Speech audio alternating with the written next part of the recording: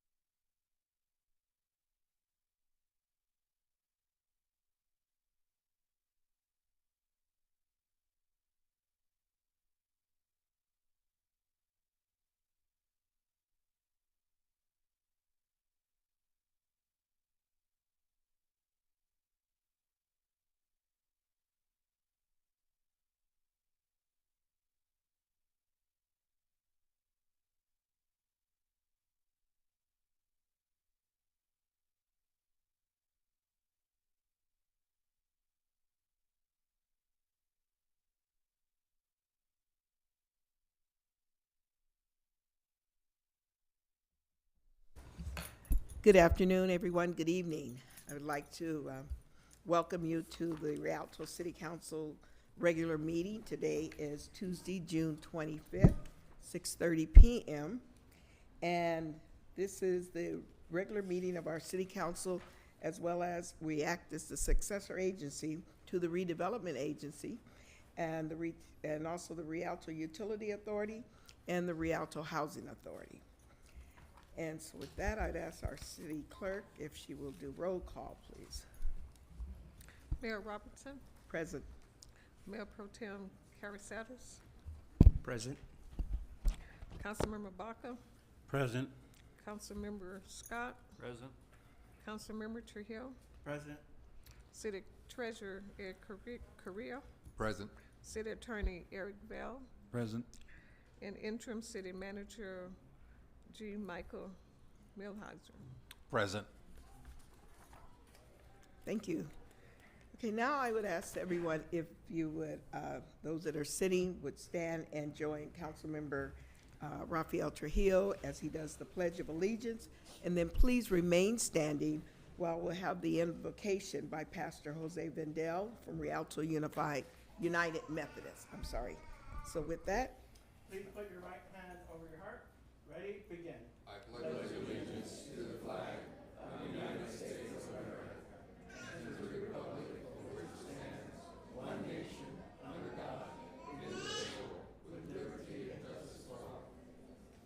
thank you.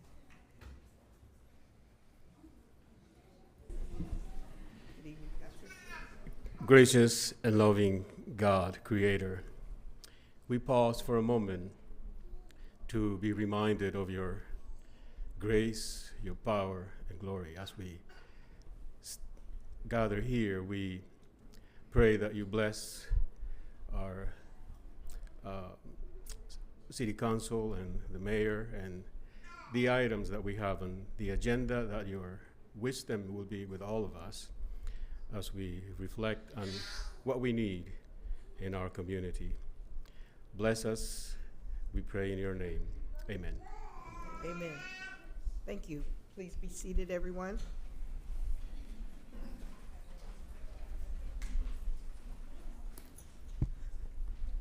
Well, I just would love to say it's always great to see such a wonderful packed house today. So thank you guys for coming out. Now I'm going to call on our city attorney if he will report out in closed session. Thank you, Mayor. We had two items on anticipated litigation on your closed session agenda for this evening. You received a briefing from legal counsel with regard to both of those items. You concluded those items. There's no other reportable action, and that concludes my report. Thank you.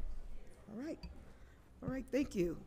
So now we will move to presentations, and we have two today that I know I have on the agenda, and I'm going to start with one that is the in memoriam for Tawan R. Mayfield, and I'm going to come down, and I will add to it in the meantime, but I'd also ask if our Rialto Network would put up the picture of Mr. Mayfield.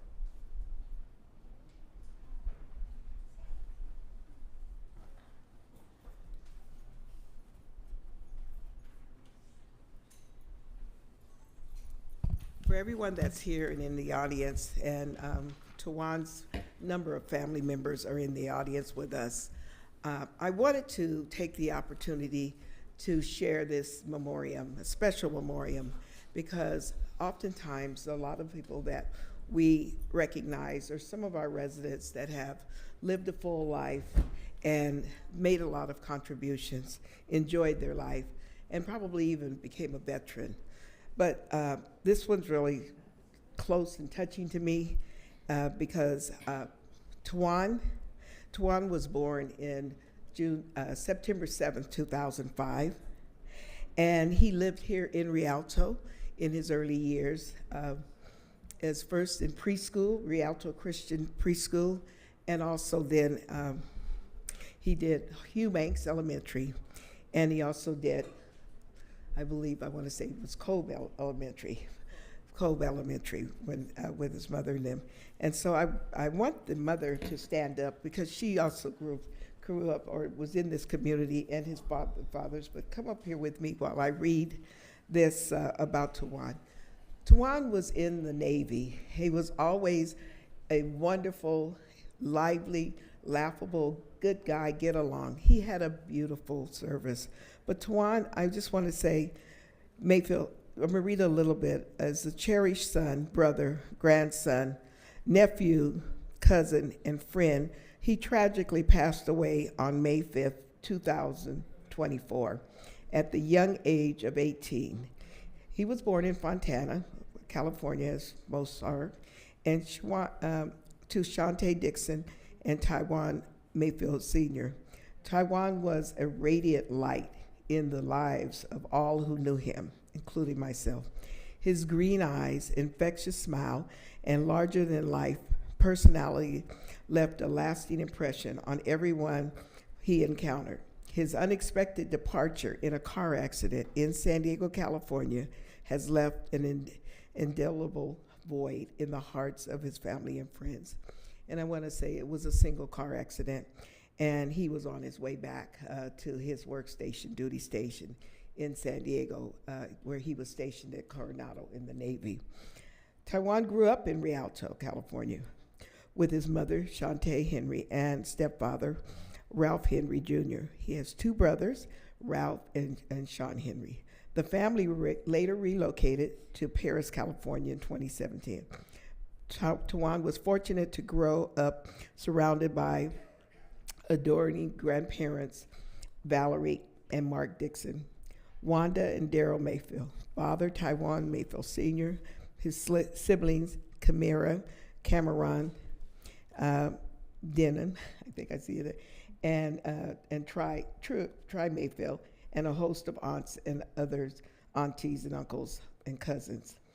As a proud graduate of Citrus Hill High School in Paris, California, Tawan was known for his academic dedication and his spirited involvement in football and track and field.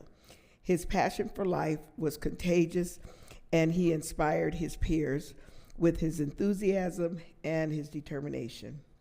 Following high school, Tawan embarked on a noble path of service, joining the United States Navy in July of 2023, following his father, Ralph's footsteps.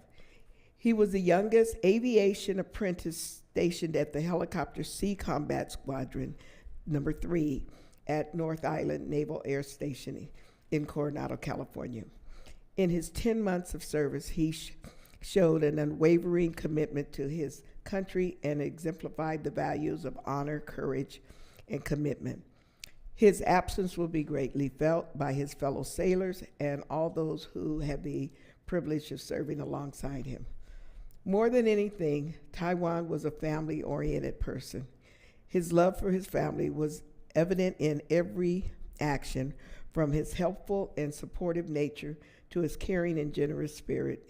He was embodiment of kindness, always extending a hand to those in need and brightening the lives of his friends with the impressive personality. Tawan's infectious smile and happy demeanor made him a magnet for positivity. His good looks and charms were matched by his loving heart, and he left a lasting impression on everyone he met. His legacy is one of love and generosity, and it will continue to resonate throughout the countless lives he touched.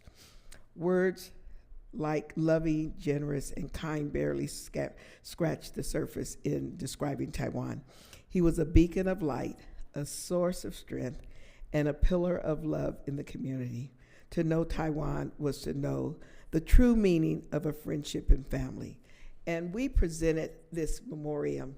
My daughter presented it because I was out of town during his funeral, which was held, I believe it was on Thursday. And I had a little bit of tidbits and things that I heard when I came back, a lot of wonderful pictures. But one of the things I want to say to people is truly he was a young man that he radiated to everybody. He was spirited. I saw some of the pictures and things for the salute, and the military turned out all of his friends. But he also was a man, a very stylish young man. And I have to tell you that when what was it, those of you who've been in the Navy, you know you have the uniform, your traditional picture, and then you have your dress whites, right?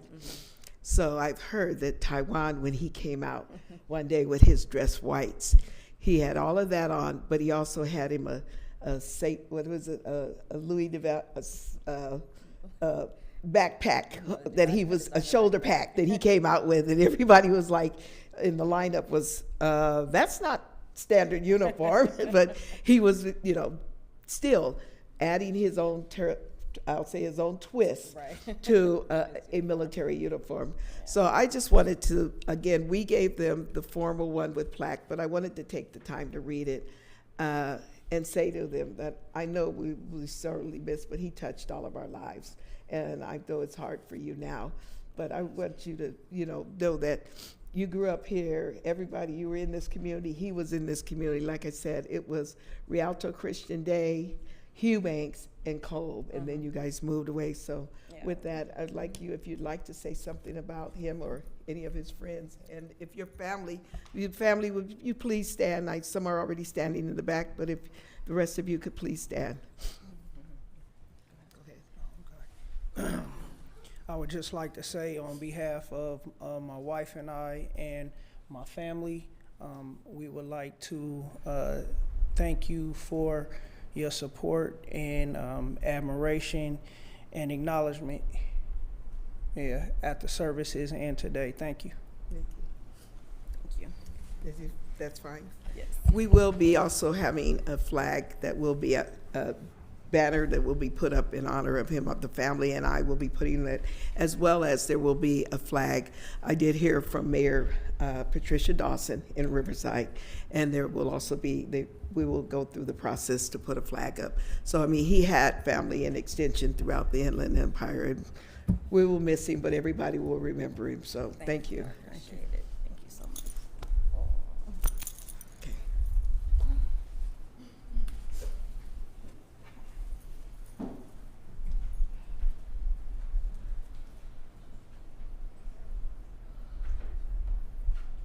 Hey, the next presentation. Well, I did it this way. I know he was on here. Okay. What's yours? Okay. The next presentation will be presented by Mayor Pro Tem Andy Carazelas.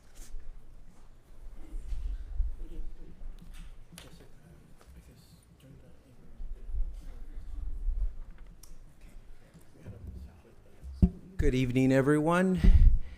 And this is a certificate of recognition for a great music artist that's been here in the city of Rialto for many years. I'd like to have him come up. Mr. Morales, can you please come up? Big round of applause. So not only has he been a successful musician here for the last 20 years, he singing everything from corridos to romantic songs to everything in between. But one of the things that really stands out about him, not only that 20 years in music and how many songs, records? Over 15 albums. Over 15 albums, and this is a staple of the city of Rialto. Please, a big round of applause for Mr. Jorge Morales El Quilguero. So, one of the things that really captivated me by the way he not only does his music, but he's actually very giving. All of his events have to do with giving back to the community, giving back to his community here in Rialto. And he has a lot of influence in the media industry, so he's able to bring media to cover some of his events. But everything from turkey drives to Christmas and toys for the kids, he's always been there for our community. And for that reason, I am here to present. And I just want to give him the opportunity to say a few words. And I know his family's here, his mother. Hola, madrecita, ahí está también. And so I just want to give him the opportunity to say a few words and share all of his accomplishments and some of the things that he has that he's doing next. Well, good evening to everybody. First of all, I want to tell you guys that I appreciate the service that your son has done for all of us. You know, I didn't know, but it touched me. You know, and definitely, I know you guys have a special angel that's looking over you guys. So I congratulate you guys as parents. I just want to thank my family. Thank everyone here, part of the city, that have allowed me to be part of the community. You know, I come from South Central LA, low-income family. My parents did everything they could for us to try to stay away from trouble, from gangs, etc. And I'm just blessed to be able to give back. Everything counts, you know. So during Christmas, when we have the toy drives with Andy, and just to be able to show to the kids that no matter where you come from, you could always become something, you know, and be that person to give the best advice. So thank you, Andy. Thank you to the city of Rialto for allowing me to be part of the family, and thank you everyone who's here, especially to the soccer team as well who's here today. So I'll go ahead and read this, and it says, "Certificate of recognition presented to Jorge Morales El Jilguero. In recognition of your exceptional musical talent and your generosity in giving back to the community, the city of Rialto congratulates you for your dedication to the music over the last 2 decades."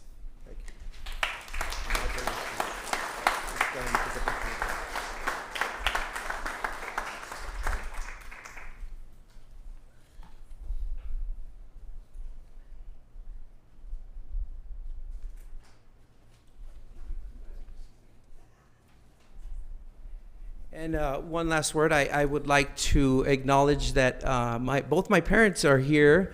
Esperanza Carrizales Reyes and Cindy are all here in attendance to recognize Mr. Jorge Morales and all of his accomplishments. So thank you guys for being here. Thank you. Thank you. Okay, the next presenter will be Councilmember Rafael Trujillo, and I believe he has acknowledgments for the soccer team.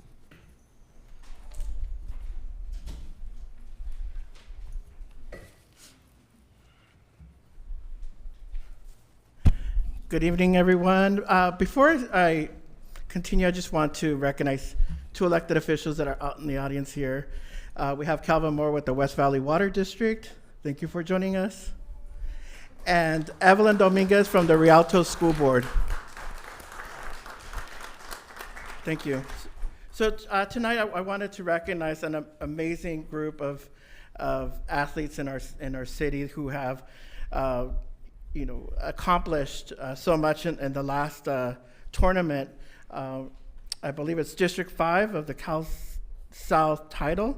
So I wanted to bring up their coach. Can you hear? To say a few words.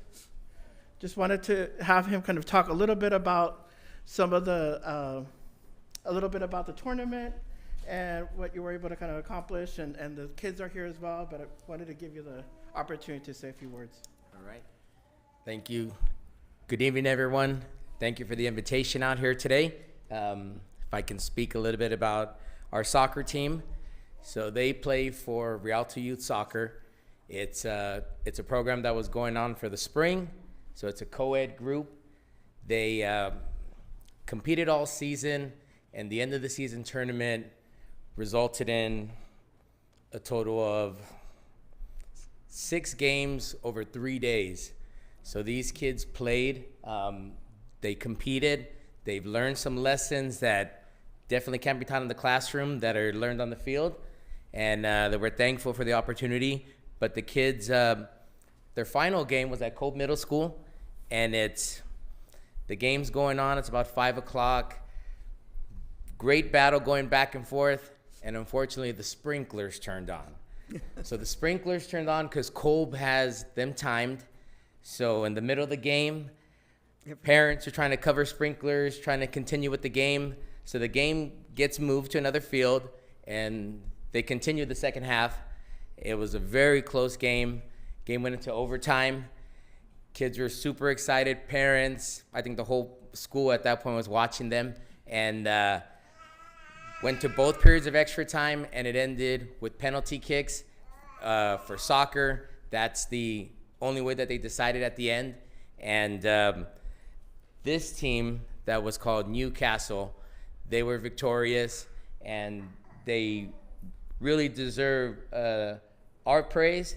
My assistant coach, Adrian Casillas, and we take a lot of pride in having the opportunity to coach kids here for the city of Rialto, and you guys do a great program every year for fall and spring, so thank you. And it was really nice to see them compete at a high level, and thanks again for the invitation, guys. You're welcome.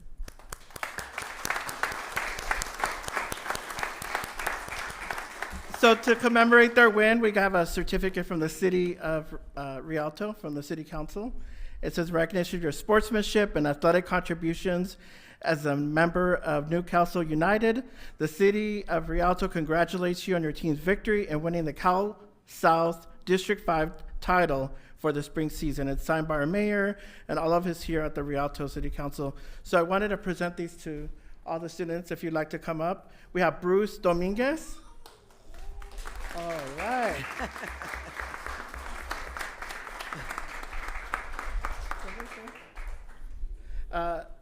Enmi Garcia.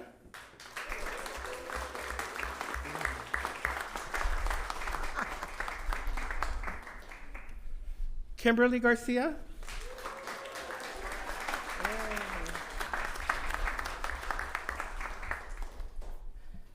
Avery Velarde.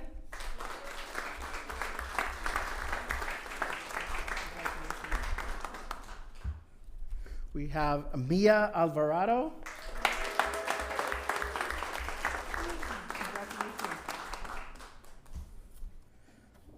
We have Logan Dominguez.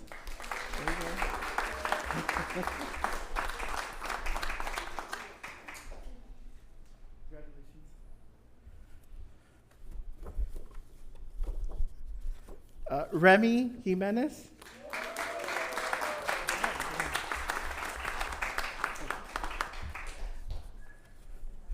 Josiah Campbell.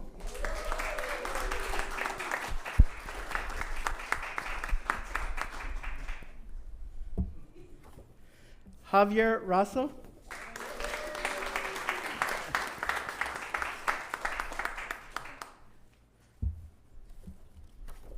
Alejandro Casillas.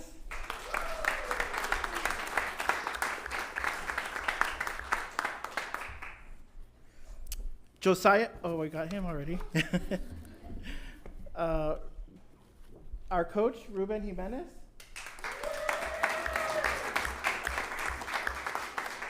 The assistant coach, Adrian Casillas.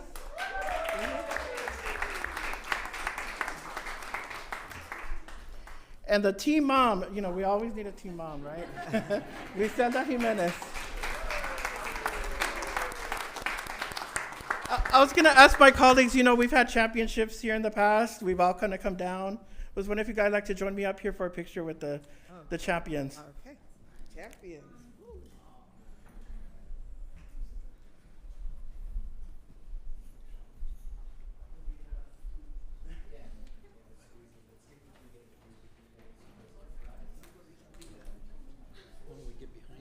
That's what I thought.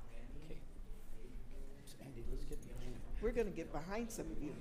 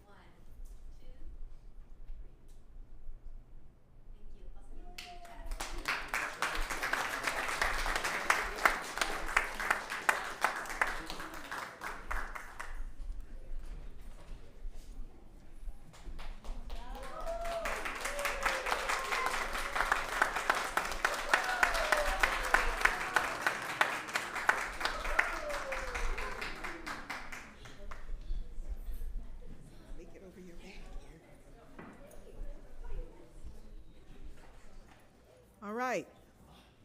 Well, that was great. It's great to see such a nice, wonderful group of young ones and already on the championship road. So I want to say thank you guys for all of you coming out. And yes, oh, sure, Councilmember Baca. I may say, this is telling us that the city of Rialto should have a soccer team or a soccer field that we can provide for a lot of our kids, so this way they wouldn't have to be going to each and every one of the schools to try to play soccer. I think that should be a priority for us in terms of the future, to build a soccer field. You know, I'm glad that you mentioned that, Councilmember Baca, because one of the discussions we've been having, and you can check with our community development director when we went to the International Council of Shopping Centers, is talking about having just that, soccer fields, but indoor where we can control the climate and probably keep the sprinklers from coming on them at the same time. So, you know, we hope that we'll be able to move forward with something that's more like a sports pavilion. It's something I think that this community needs, and I think it would be really essential because sometimes playing out in the environment that we have, we can't control extreme heat or extreme cold and weather. So it's just something along with all of our long-term goals that I'd like to see here in Rialto. Yeah, so thank you guys.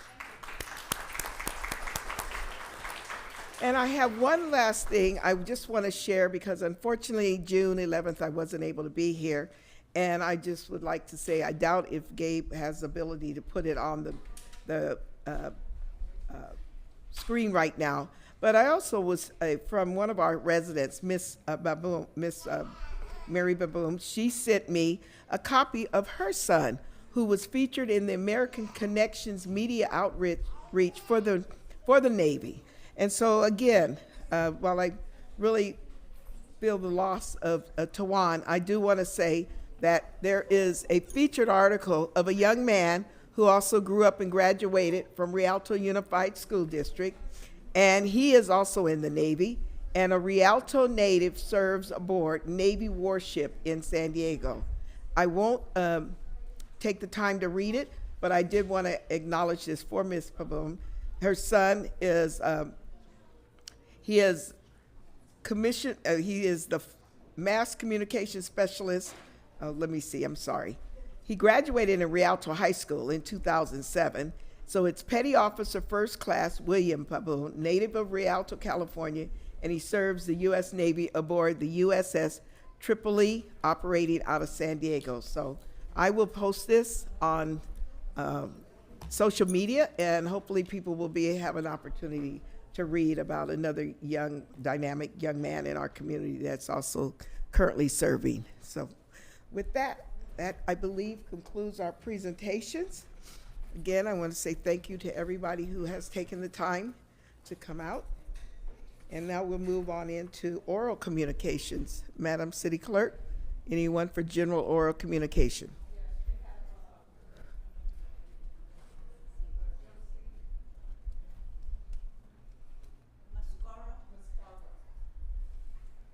Josie?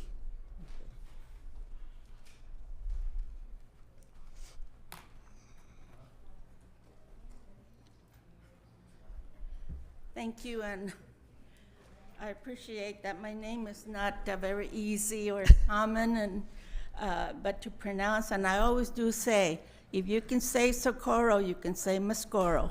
Scoro. Okay. Scoro.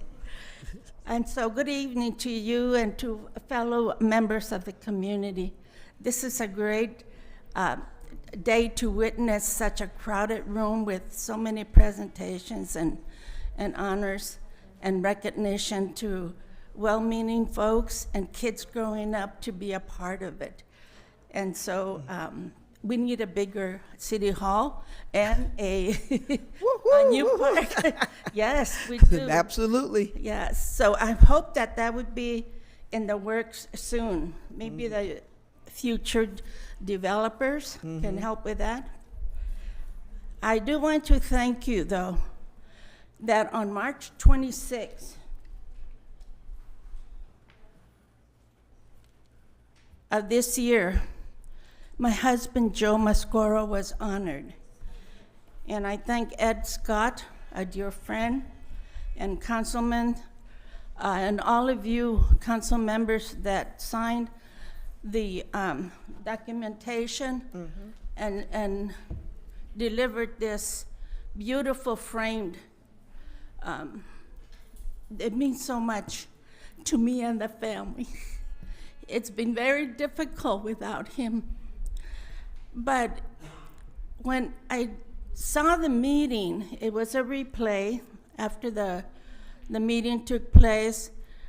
Ed, of course, read the memorial here, and he ended with, to me, Joe was a very quiet man. He didn't have a whole lot to say, but believe you me, it was hard for him to express sometimes when he was excited and very pleased with something, but more so if he didn't care for something. And sometimes I want to say, thank goodness. But, and then he ended up with, and Josie, well, I think she kind of ran the show. And yes, I did in many ways, but I volunteered so much for the different times during the late part of the 80s and 90s, and very much involved in the Youth Accountability Board through the police department, and council member, her name escapes me, I'm sorry, Midge Zapanic. And so many other things in our church. St. Catherine's of Siena was very much a part of a bigger organization that was interfaith congregations, but also very much reaching out to the various programs in the community so that our youth would become a part of it, and we would present such things like what is helpful and what is better for our kids and what is needed. And so we would bring those things to the table, and they were very much acted upon. Mayor Longville at that time was very much a part of it, and so we go a long ways because we've been here for over 50-some years. And so from South Rialto, we moved to North Rialto. And so I thank you for this. And my granddaughter just couldn't believe that the city council would take time to talk about her grandpa. And I said, when you get involved with good things happen. Yes, so if I could ask the members for a photo of this, I would like to present it to her as a time occurs for maybe a surprise gift to her. Okay, thank you.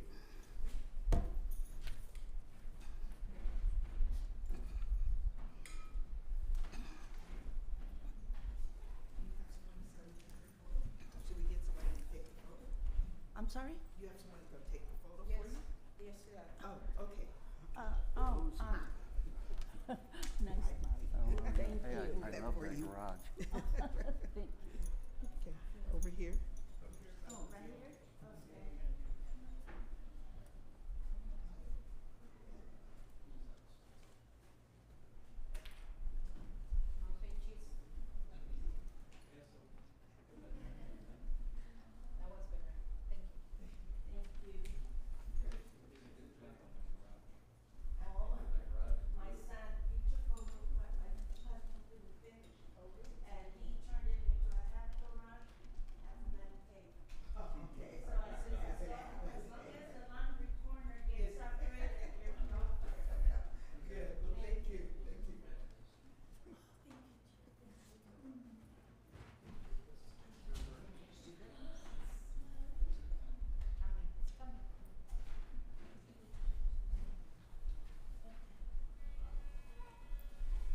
Thank you.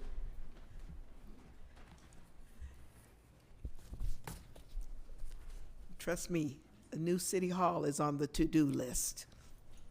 It's next on the to-do list. All right, next oral communication. Next speaker, you have Veronica Perez. Ms. Perez.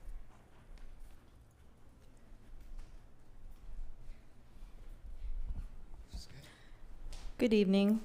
Good evening. Every time I see unimaginable images of Palestinian children suffering on my phone, I tell myself it cannot possibly get any worse, but every day I am proven wrong. I saw a video of a child who looked close to my 7-year-old son's age, his left leg completely blown off and his right leg barely attached to his body, shredded like cheese. His face was burnt and bloody, and he screamed in agony, throwing his hands in the air, while doctors surrounded him, unable to tend to his injuries. I saw a video of a building on fire, men shouting as they sprayed water on the flames. A man ran forward and picked up a motionless little girl who was burnt and dirty from the rubble. He laid her on the floor and felt a pulse, though she looked like a doll with her head and arms hanging limp. Her hair burnt black and bloody at the same time.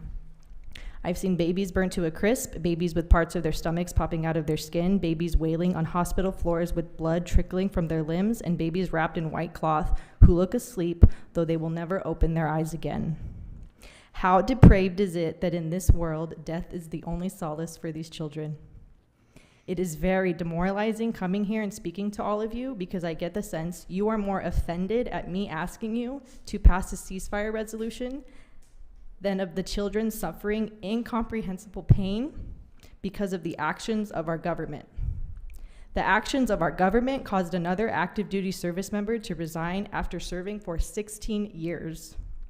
Major Riley Livermore is in the final steps of separating from the Air Force because, quote, the U.S. is complicit in the genocide in Gaza, quote.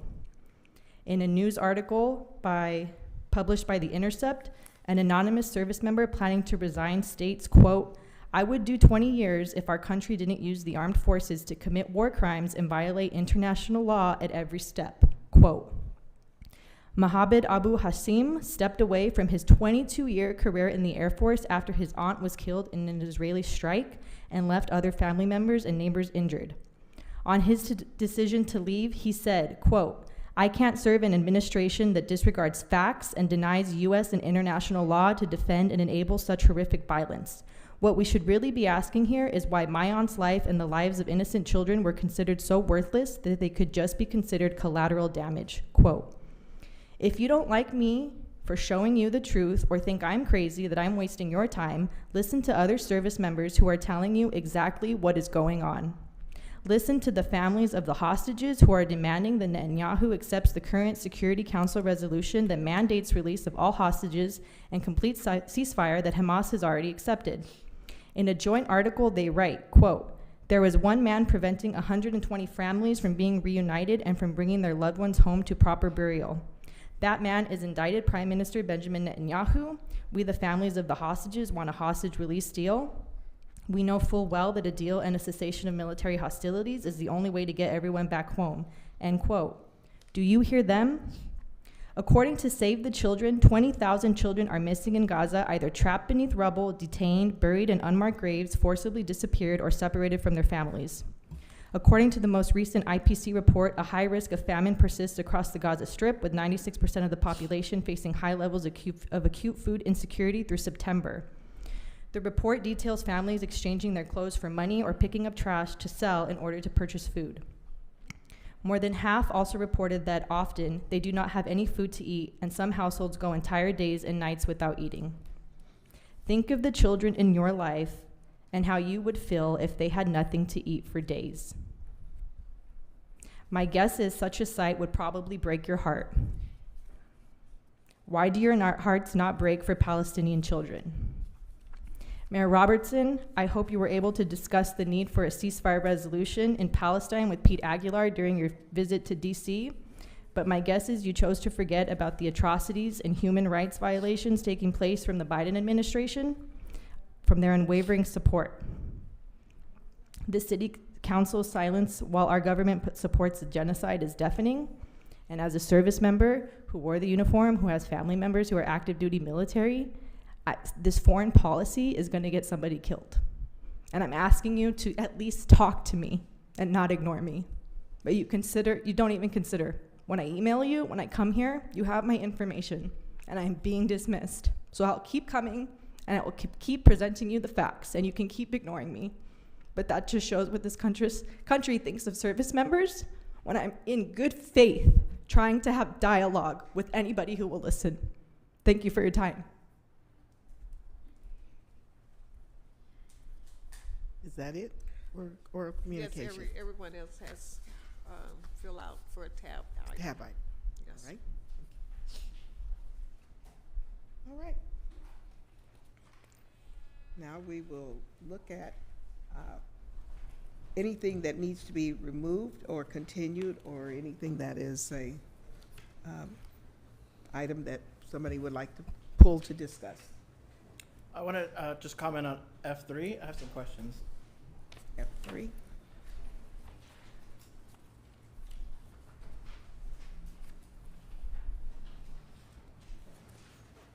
Okay.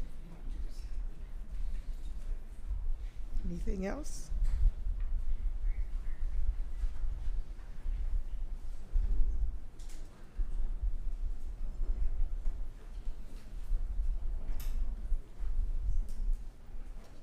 Any other comment? Oh, Why don't you go on with your comment? I have a question on Boyd Elementary School. I know you guys call it Merrill Avenue Safe Routes to School, but it's actually Boyd Elementary School Safe Routes to School. I know that we have kind of a bike lane on Merrill, and there's going to be some like crosswalks painted in, and a lot of ADA ramps. Are those ADA ramps currently not there? Is that why, or are you approving on the ones that currently exist? I'm sorry, I just want to seek clarification. Is this F3, F2, F3. or 4? That's the Boyd Elementary School Safe Routes to School. Well, you call it Merrill. Okay, I'll speak to F2. Yeah. Or On the electronic side, it's F3, Merrill Avenue Safe Routes to School. F3. got it. Thank you. Yeah, so good evening, Mayor Pro Tem, and Council. Item before you, request City Council release bids for Merrill Safe Routes to School project. Involves installing sidewalks on South Street between Sycamore Avenue and Acacia Avenue, Huff Street between Sycamore and Sage, Carter between Sycamore and Sage, Orchard between Sycamore and Sage, and ramps on South Street, Acacia, Huff and Sycamore, Huff and Sage, Carter and Sycamore, Carter and Sage, Orchard and Sycamore, and Orchard and Sage. So my question is, are the ramps already on there and you're just improving on them, or are the ADA ramps, you're barely creating them on there? So there's some areas where we are bringing the ramps up to standard, and there's Okay. some where there's an existing curb and we're converting that into a ramp. And then how do the sidewalks work? Because I saw that it's private property. Are you gonna build into the street, or are you gonna build onto the property? No, so we will be building within city right away.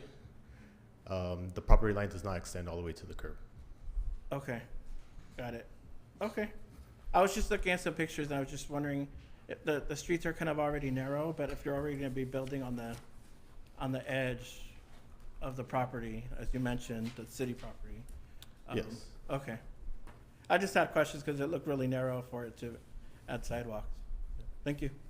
Move approval of the consent items. Okay, it's been moved by Councilmember Baca, I'll second. seconded by Councilmember Trujillo.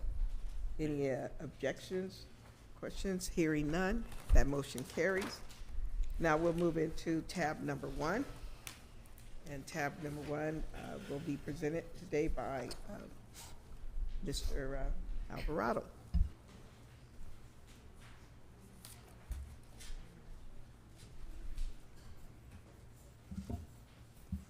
Good evening.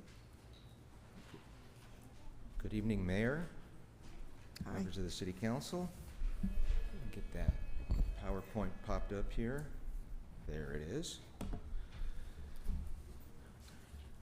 We are here before you this evening for your consideration of the 2024-2025 City of Rialto budget. I'd like to kind of break it up into two sections very briefly. Just talk about as we're very, very rapidly closing the end of the 23-24 fiscal year. Just talk very quickly on where we think we're going to be ending up, our reserve balances. Then we'll get into projections and assumptions for the 24-25 budget, and then talk a little bit about different options the City Council has for their consideration for the adoption of the budget this evening. So as I mentioned real briefly, as we're rapidly coming to the close of 2023, 2024, a very, very good year fiscally for the city. Very strong in terms of revenues. Revenue projections are over what was anticipated at the beginning of the year, and also expenditures, a number of expenditure savings that we've realized throughout all of the departments. So overall, we're looking at about a $16 million net surplus for the general fund as we close out 23-24. Something also I definitely want to highlight and give kudos to City Council was that I know earlier in the year there was the whole discussion and about the police station and getting that project off the ground, and it definitely is underway. But there was also a commitment for $20 million, well, it's actually a total of like $30 million, but $20 million was allocated into this year's budget, taking it out of reserves, able to include that in the numbers that you see on the screen as part of the transfers to the capital improvement fund to be able to put the city's allocation toward that, plus the actual bond that we did to be able to generate all of the money for the project. So that amount is already incorporated in our numbers and still having a very, very strong fund balance. This schedule here just briefly shows the reserves and how they have increased over the last couple of years. As you can see, the column on the far right shows we are estimating where we're going to be ending up overall, about $117 million in total reserves for the general fund. You can see that from the third column to the right, the net change, the very last number goes from 100 million down at the bottom, from 100 million to 117. That's the net surplus that we're projecting for the end of this year. Let me just say that those are excellent reserve numbers. Most cities, well, probably all the cities are very, very jealous of this city having that much money in reserve. As part of the council's policy, there is the goal to keep a economic reserve policy of 30%, which is that $29 million that's there. That money is earmarked in case there's dips in the economy, if there's one-time disasters or something like that, that happens, that the City Council has that option to look at using part of that $29 million. But not only that, there's potentially about $70 million that we are anticipating right now that is unreserved, meaning it has not been allocated yet. And being in a very good position, one thing I had mentioned during the study session a couple weeks ago, that as we're closing the 22-23 fiscal year audit, we will be bringing that to the City Council over the summer. That would be, I think, a good opportunity to look at possibly taking some of these reserves and having the council to discuss options of maybe future new projects, maybe looking at paying down liabilities, putting away monies for paying additional pension payments, looking at the city's OPEB and putting monies there. So a lot of good options that the City Council has, and we can bring that back to the council for their consideration. Shouldn't we also be looking at, well, we're solvent in terms of the reserves, but shouldn't we we should be looking at the ability to increase the funding too as well through other forms of revenue? I know that you mentioned, sales tax, property tax, utility tax, and others, but we should also be looking towards the future to make sure that we're solvent, not only in terms of the reserves that we have now, but what are we going to look like in terms of the future as well? That is actually a very, very great comment, because the council has the option now of taking some money, basically spending some money to be able to generate money in the future if there's new opportunities to create a new revenue source. Sometimes I think cities think, well, I'm going to wait for someone to come to my door and say I'm going to start generating sales tax for you and wait for them to come. But another option is to start looking at what do we need to do now to create the opportunity to be able to Continue partner to with someone and have a new revenue source come in.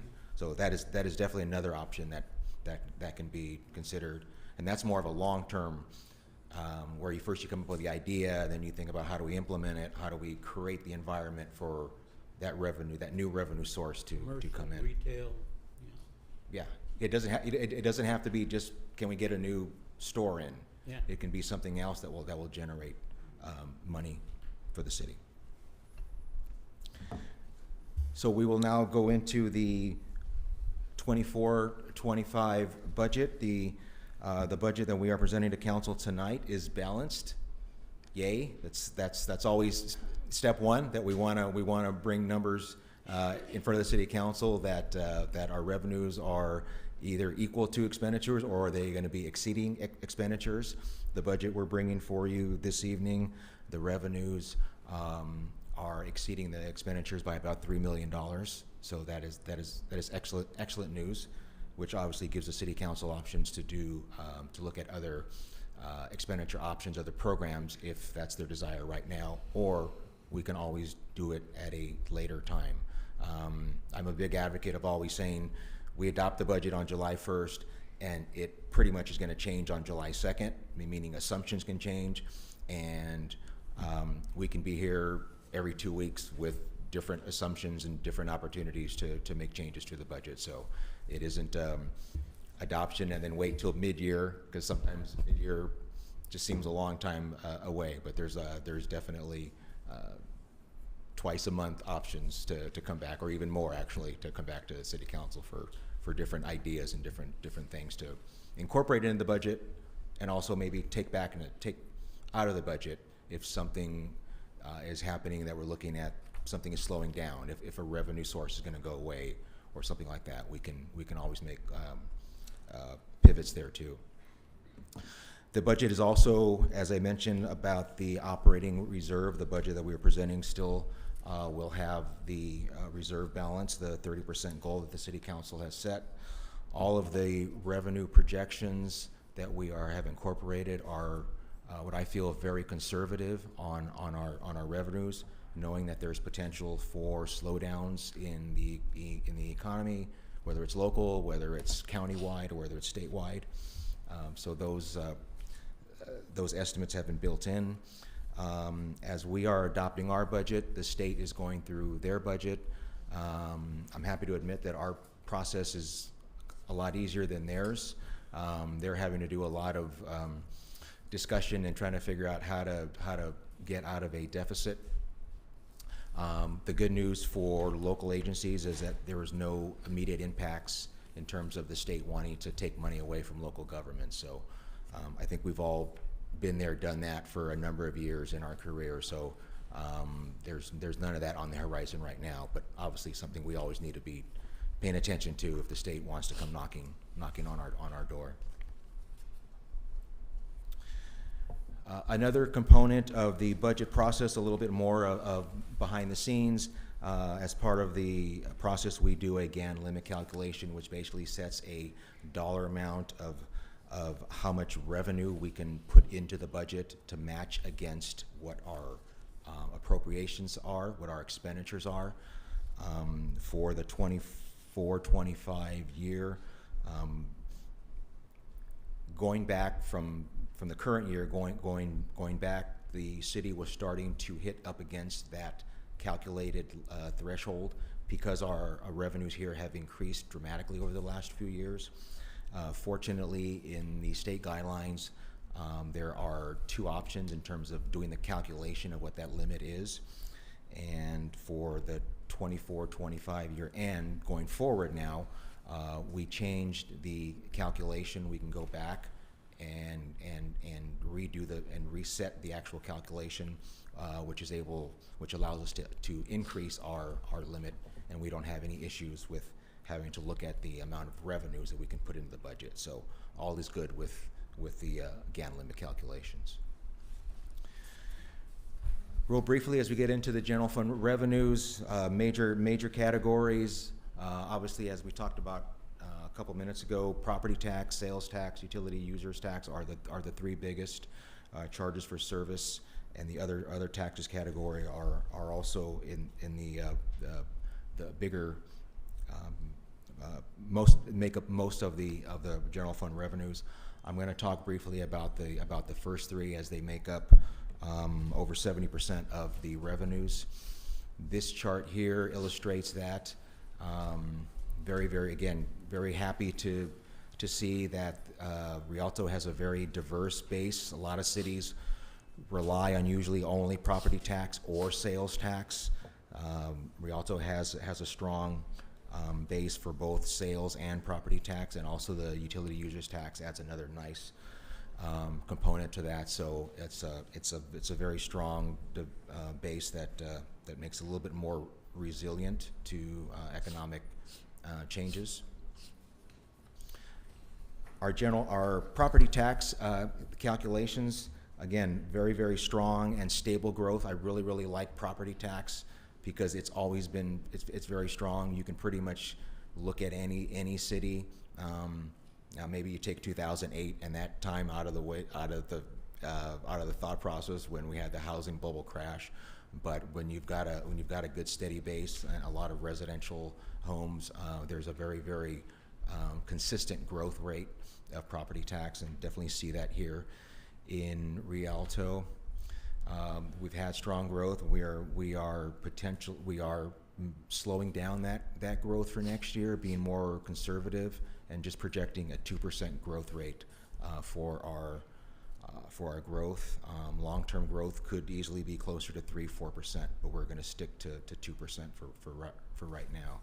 This graph just shows beginning in 2017, moving forward. You can see the rapid growth over the last 6-7 years, and then you can see our projections that we're slowing that down. Again, being on the more conservative side for our property tax. On the sales tax side, again, this has been one area that has really been strong over the last 5 to 10 years. The business and industry, obviously, you're very well aware of the companies that have come into Rialto and really being able to increase the sales tax here. There is one change that kind of skews the numbers when you look at charts and things like that, and that is because the city is receiving a one-time $7 million payment in the current year. That was basically a catch-up for monies that should have come to Rialto over the last 3 years. This is not uncommon for the state to do what they call an audit, because sales tax is collected, it's distributed, and sometimes the entities that are reporting, the companies that have to report the sales tax, don't always report it the right way. So just like anything else, the state if they see something wrong, they start to do an audit, and it may take them a couple years to finally figure out that, oh wait, we gave you money, but it really should be over here. They let everyone know that something may be coming. So this is to the city's benefit of collecting an additional $7 million for the current year. That's one-time money, and that reflects in the 23-24 numbers. That will not show up in 24-25, but that does not mean that the sales tax revenue is going down. We're just adjusting down to what the number would have been without the $7 million, and still showing conservative growth. This chart here illustrates exactly what I was just talking about. You can see right in the middle the spike from 23-24, and again, that's that $7 million. We are dropping that down to, and I can't emphasize this enough, we're actually being more conservative in this area too, dropping the 24-25 projection to what we received in 22-23. So we're actually projecting to go flat. Again, being very conservative on that, and then after that, looking at a 2% growth. So we could be innovative and not be flat and increase it too as well. I'm sorry, I didn't get the Councilmember- first part of that. Councilmember, first off, your mic isn't on. And second, I was just going to say, in the interest of time, so we can get through the presentation, then we can all have questions. But so I mean, I haven't been really acknowledging anyone because I would hope, and even with Mr. Alvarado, he keeps looking. We generally like to give you the benefit of going through the presentation, and then you will get the battery of questions. Either Okay? way. Either If way. you don't mind. Because we all start, and you'll never get to the end of this presentation. So, I have nowhere to go this evening. well, some of us may. Like we do, we do. Okay. I All right, appreciate thank you. I'd appreciate if we'd hold our comments, make notes. That's why we gave you extra paper. And then we'll get back to them, okay? Okay. So as I was saying, we've got flat growth in projected for 24-25, and then a conservative 2% growth going out into the future. Last major area I want to touch on is the utility users tax. Again, this has been another area that has seen significant growth over the last 5 to 10 years. We're now projecting to collect over $19 million. Actually, this one, $19 million for the current year, actually going to project to be flat again being very conservative for 24-25, and then after that, a conservative 2% growth. Certain sectors of our utility users tax have grown very strong. The gas and electric side, along with the water and wastewater, those have been the areas that have really seen strong increases in this revenue category. And this graph here just illustrates the growth in the first part of the chart over the last 6 years. You can see how it's gone from about $13 million up to the $19 million, and then you can see our projections going flat over the next 5 years. So just a quick summary of everything I just mentioned about some of the major categories overall. In the general fund revenues, projecting about approximately $151.3 million. Obviously, it's going to be down a little bit again because of the one-time $7 million payment that we received in the current year. And as I've been saying, very conservative on our estimates going forward. Real briefly, major categories on the expenditure side. The column to the left has the three major categories. Our personnel costs, obviously, the biggest component of our general fund, making up close to 70% of personnel costs, which is very common for cities. Services and supplies, which is all of the operational costs, about $33 million, and then our transfers out, and a lot of that is as I mentioned earlier, the transfer to the CIP fund to pay for the police station and other transfers to the lighting landscape districts and such. So we're expecting about $142 million in expenditures for the current year. The proposed numbers, the column in the middle, you can see a little bit less than $100 million on the personnel costs. Those do include the latest MOU agreements that have just been approved by City Council. So all of those costs are factored in. Our services and supplies, all of our contracts, any other requests from departments. Actually, there's been some decreases and additions to their operationals, and then some of the transfers out to the CIP for some of the operational, not the major capital projects, but the road resurfacing and things like that. So projected $148 million, a $6 million increase. But again, that's not an increase over the budget. The 142 is the projected year-end numbers for this year. So we always see a decrease in the actual expenditures because we have that salary savings and there's some contract savings. So those numbers will always be a little bit lower. This is just a quick chart of showing how the expenditures are broken out by the departments. On the bottom, you can see that the police and fire, make up exactly 50% of the operational cost. Again, not uncommon in a full-service city. The public safety departments are going to make up a good chunk of the operational costs. So real briefly on the overview, all of the operational costs have been factored in, slight increases because of contract increases that we are definitely seeing. Something that we will be looking at as an additional request to the City Council, not in the current budget right now, but and I'll get into the next slide, 4 new positions that will be offered to the City Council for their consideration. Again, as I mentioned, our personnel costs are almost about 70%, and we did have the increase because of contract agreements.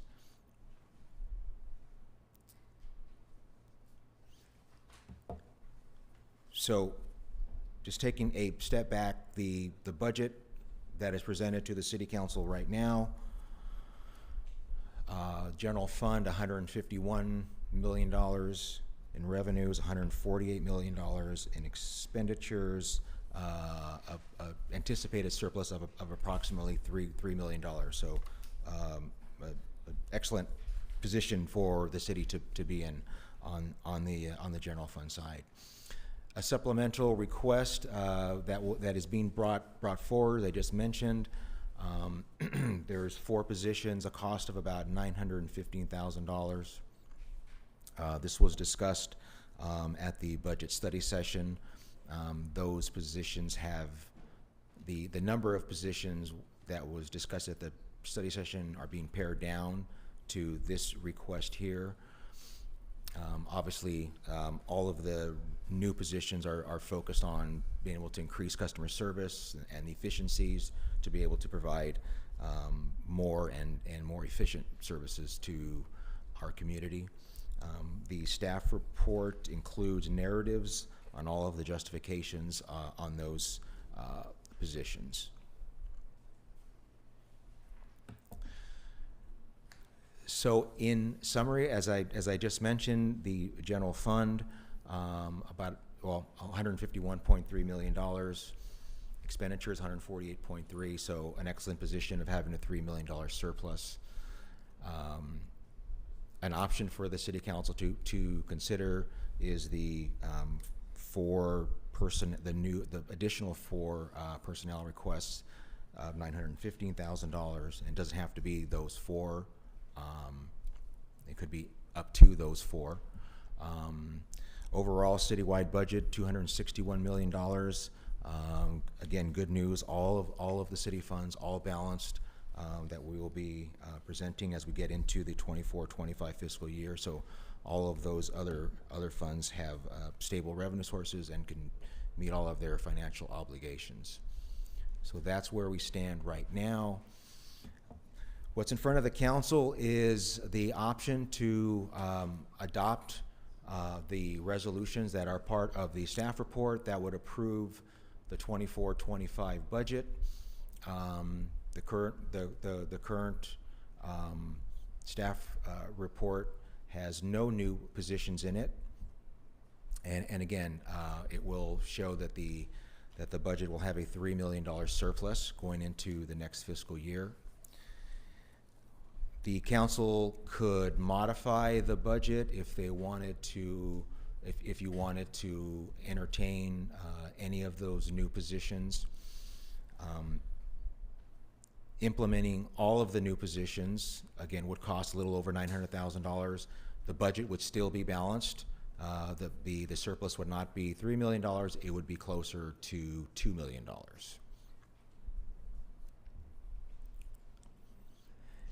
And last but not least, as I mentioned earlier in the presentations, we are ready to come back to the City Council at any time when we feel that there is something that needs to be revised, whether it's for good news or bad news, whether it's an opportunity to look at something that the council would rather entertain next week, next month, in terms of the adding new positions, If that's something that more information is needed, that does not have to be done this evening. So there's always opportunities to look at adjustments to the budgets. So we will come back when it's warranted for something that comes back that we feel that we need to tell the council that there's changes in projections. But at the very least, we will be back no later than January to do a mid-year budget and give an analysis of where we think we're after the first 4 to 6 months of operations, where we think we are going to be projected for the end of 24, 25, and an opportunity to make adjustments at that point. That is the end of my presentation, and be happy to answer any questions at this time. Well, thank you. I'm sure there's some questions, and I'll start off by just saying, not a question, but I think coming back soon and coming back often might be a better option before we go dark for Christmas. Let's bring it back before we go dark for Christmas, so that we won't be surprised when we get back here in January. So with that, Councilmember Scott has his light on, so we'll start with you.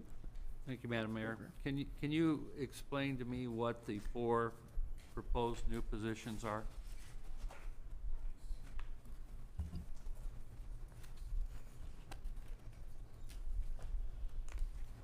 So they are actually, if we can go, so I you know what, I'm sorry, I misspoke. They are a net of 4 new. What are they? What department? I've got a couple slides that would make it easier. So they are in the human resources department. It's a net of 0. They're adding 2 positions and eliminating 2 positions. And I'll just go through the other 2 slides and we can come back. So those are reclasses. I don't think we recommended those in the workshop. I don't believe there was. I think our recommendation was to hold all positions until mid-year, other than 3 positions for the police department, and I believe the reclass of the public works director. Is that not correct? Okay, so these net of 4 positions here are not part of what's in the current budget. It is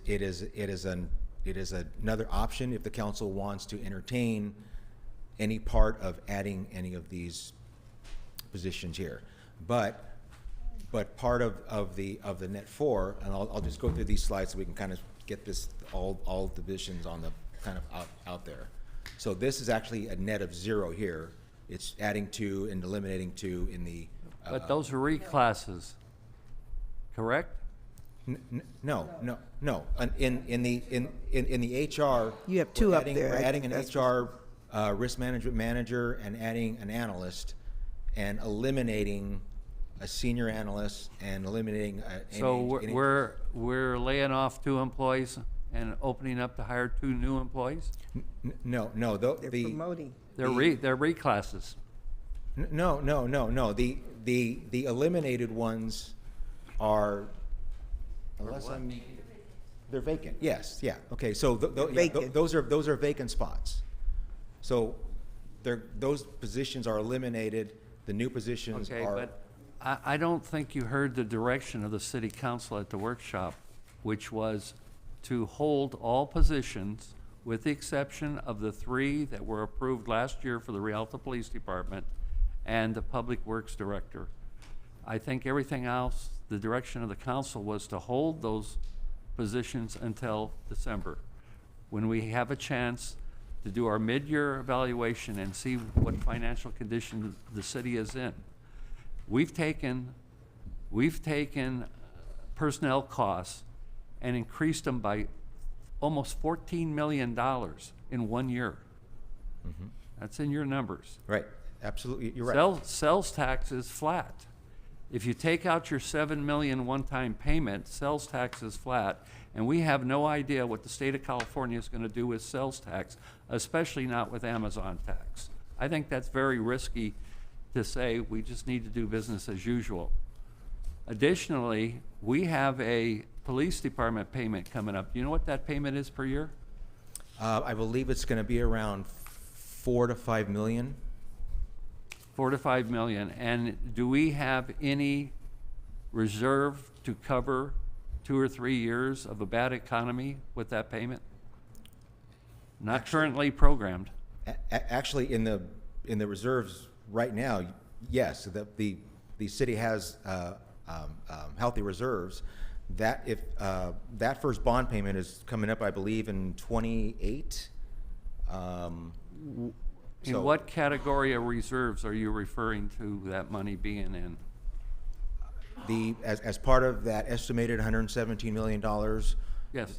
there's $70 million right now that is unassigned. So that is actually a perfect discussion when we come back to the city council. Well, that needs to be discussion tonight before I vote on a budget. I'm that's- sorry. No, that's absolutely fine. But as we talked about, having that amount of money Because my fellow and bringing it to the city council. My fellow of council members different up here have a options. lot of capital projects they want to spend money on, I'm sure.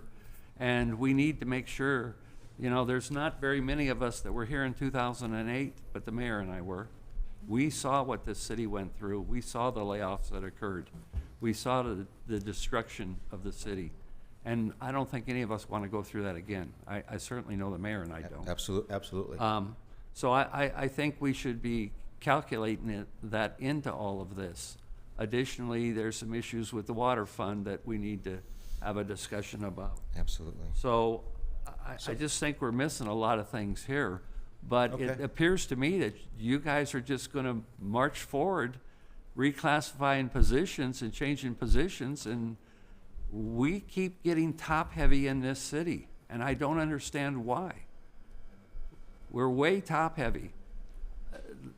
Which brings me to another question. Do you know how much money we're spending, and I see a number down here in services.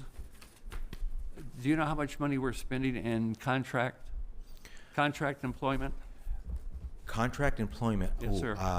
I do not have that number off the top of my head. I can definitely get that to you by tomorrow. Well, again, this council has given direction over the last 5 years at least that we want to reduce and eliminate contract employees and fill positions in the city. If I go through your list of vacant positions, there's a ton of vacant positions in the city. Absolutely. That we don't appear to be trying to fill. And if we're trying, we're not doing a very good job. So lastly, in the area of community development, there's a tremendous amount of contract employees in community development and public works, frankly. Okay. We've given clear direction to eliminate those contract positions and hire employees. And I don't know why the bargaining groups haven't brought that conversation up. If you will indulge me, I'm going to just getting back to your very first point, like if the slides can come back on, I am going to go to this slide here, which your comment about the positions in the police department. So if you look at the middle section there, there was the what was agreed upon last year but was not put into the budget, was the information systems analyst, and then one crime analyst assistant and one lead records assistant. So those are the three positions that you're talking about that were the ones that said council was given the direction of we should keep those. And so just so we're all clear, those are the But your That's chart fine. up here shows. right. But again, this is what staff's bringing as another option. But out of the net 4, what you're, you had talked about the three are those three there. I just wanted to bring that up so you can see what those positions are. That's all. so Okay. you're still trying to sell us on approving those positions? No. Just wanted to give the council the option if they wanted to look at any of the new Okay. Yeah, people, new spots to add. That it was a net of 4. Again, it's not in the current budget. Council doesn't have to entertain that motion. Okay, let me move on to another question. Let me move on to another question. Wants to do just those three. Excuse me. Then we Okay. can. I'm going to move on to another question, and I'm the person speaking. Okay? I'm sorry. Property tax. Can you tell me the breakdown between residential property tax and commercial property tax, and what the increase is in each one of those categories? I do not have that number off the top of my head, and I don't want to give you a wrong answer, but I will get that to you tomorrow morning. Why would we not come to a budget meeting knowing those numbers, though? I don't get that. I'm trying to get up to speed on everything here. We got a lot of staff here. Does any staff know this? Nope. In the sales tax category, what is the projected sales tax for 24-25? Do you know that dollar amount without? 57 million. So it's flat. Correct. And based on, if you look at the food service industry right now, they're down about 15%. So I would have to assume that grocery and retail is equally down, probably about the same levels. So how do we get a flat number of, who made that calculation of 57 million? Well, we are trying to be conservative in those. I don't think that's conservative, though. You think we should be decreasing? Yeah. Well, Do you think sales tax is going to increase? we just received our third quarter of fiscal year, which is basically the January through March numbers for sales tax, Right. and they were 8% higher than last year's numbers. Okay. So we are still seeing strong growth. So in my opinion, being flat is very conservative. But again, we can come back and wait a minute. Let's let, I just want Finish to add up. to that point, because Okay. if you look at 23-24 sales tax, you see the huge drop in 24-25 on your chart. So, but then your trend is flat. okay, So your trend should be it's about the same here. That was that one time, the 7 spring. million. Yeah, That was about, exactly. But Yeah. the trend should, if you look at 19-20 before this country pumped in all the millions of dollars, that's the trend right now. 2020 to 2024, that's where all the money that was pumped in. We don't have a reflection here of all that money being spent already. And it's spent. You could see it at the grocery stores. You could see it in the business community. So we can't lag and expect that we're going to be flat the following years, yeah, because there's a difference between in Yeah. 2020, and there's a difference of 40 million with our projections of 60, these are, and I know the projections. no, I'm saying this is actual up until this point. Up in this, Yeah, that's actual. But and this is the point I brought up when we were having the discussion of this budget. So I have a concern with that, but I'll let you continue. okay. So the other thing I was The rest of it. thinking of, I see what as you're I knew we were going to talk about, should we be more conservative or are we okay? We can we can go back and adjust all of our revenues for 24-25 and make them flat. So we can project no growth for our revenues for 24-25. I'm just trying to figure out how you're making these calculations based on the financial condition of this state and of this country. Because people are not spending money now because they don't have money. If you look at credit card sales, people are maxing out their credit cards. At some point that breaks and people just stop spending money. So sales tax is bound to go down. That's just one of my, questions regarding that. But we seem to be growing government in this city when we should be decreasing the size of government. And it's a real concern for me. And then I'm not sure what your proposal is on the positions. So,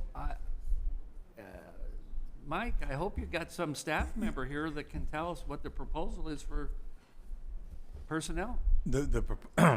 What we tried to do, Councilman Scott, was we had $2 million worth of personnel projections. Some of the positions we weren't sure that some of your colleagues had mentioned during the discussion a little bit. So we pared it down to the 900,000.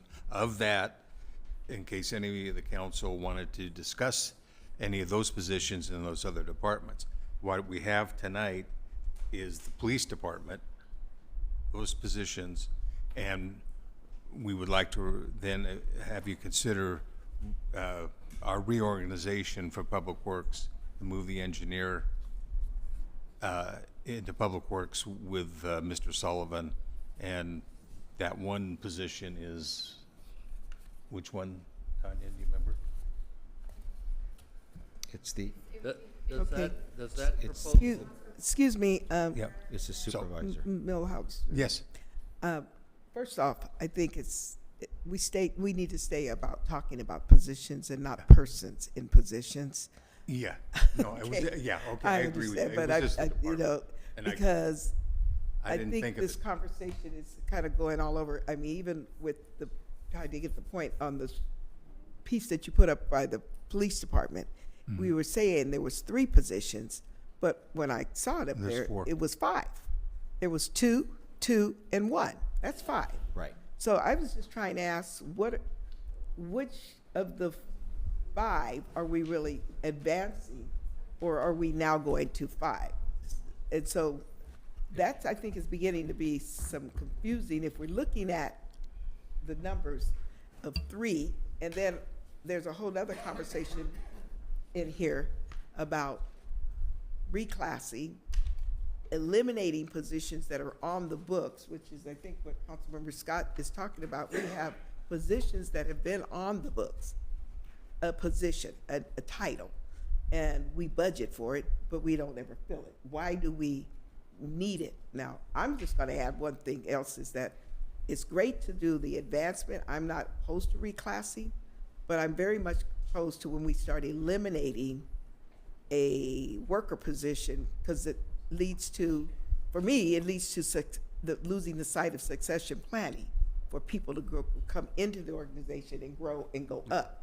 All of that, I'm seeing a lot of reclasses to senior levels and whatever, but they taken out a position for a person who would be an entry level, and that's another conversation. I don't know where you guys were at the workshop. I'm sorry I wasn't there, but I think we have the same concern. yeah, and so I feel I'm in a cycle of we move people up, and then we move them up to a point where they become competitive enough that they move out to another position, and then we're still back to being the farm team, so to speak. So we've gone through those days where we were the feeder stock to other communities. So I'm going to be in that concern of the balance. I don't mind reclasses, but I also got to look at what we're eliminating in order to advance a class of a promotion. So Ed had the floor, so I'm going to let him finish, and then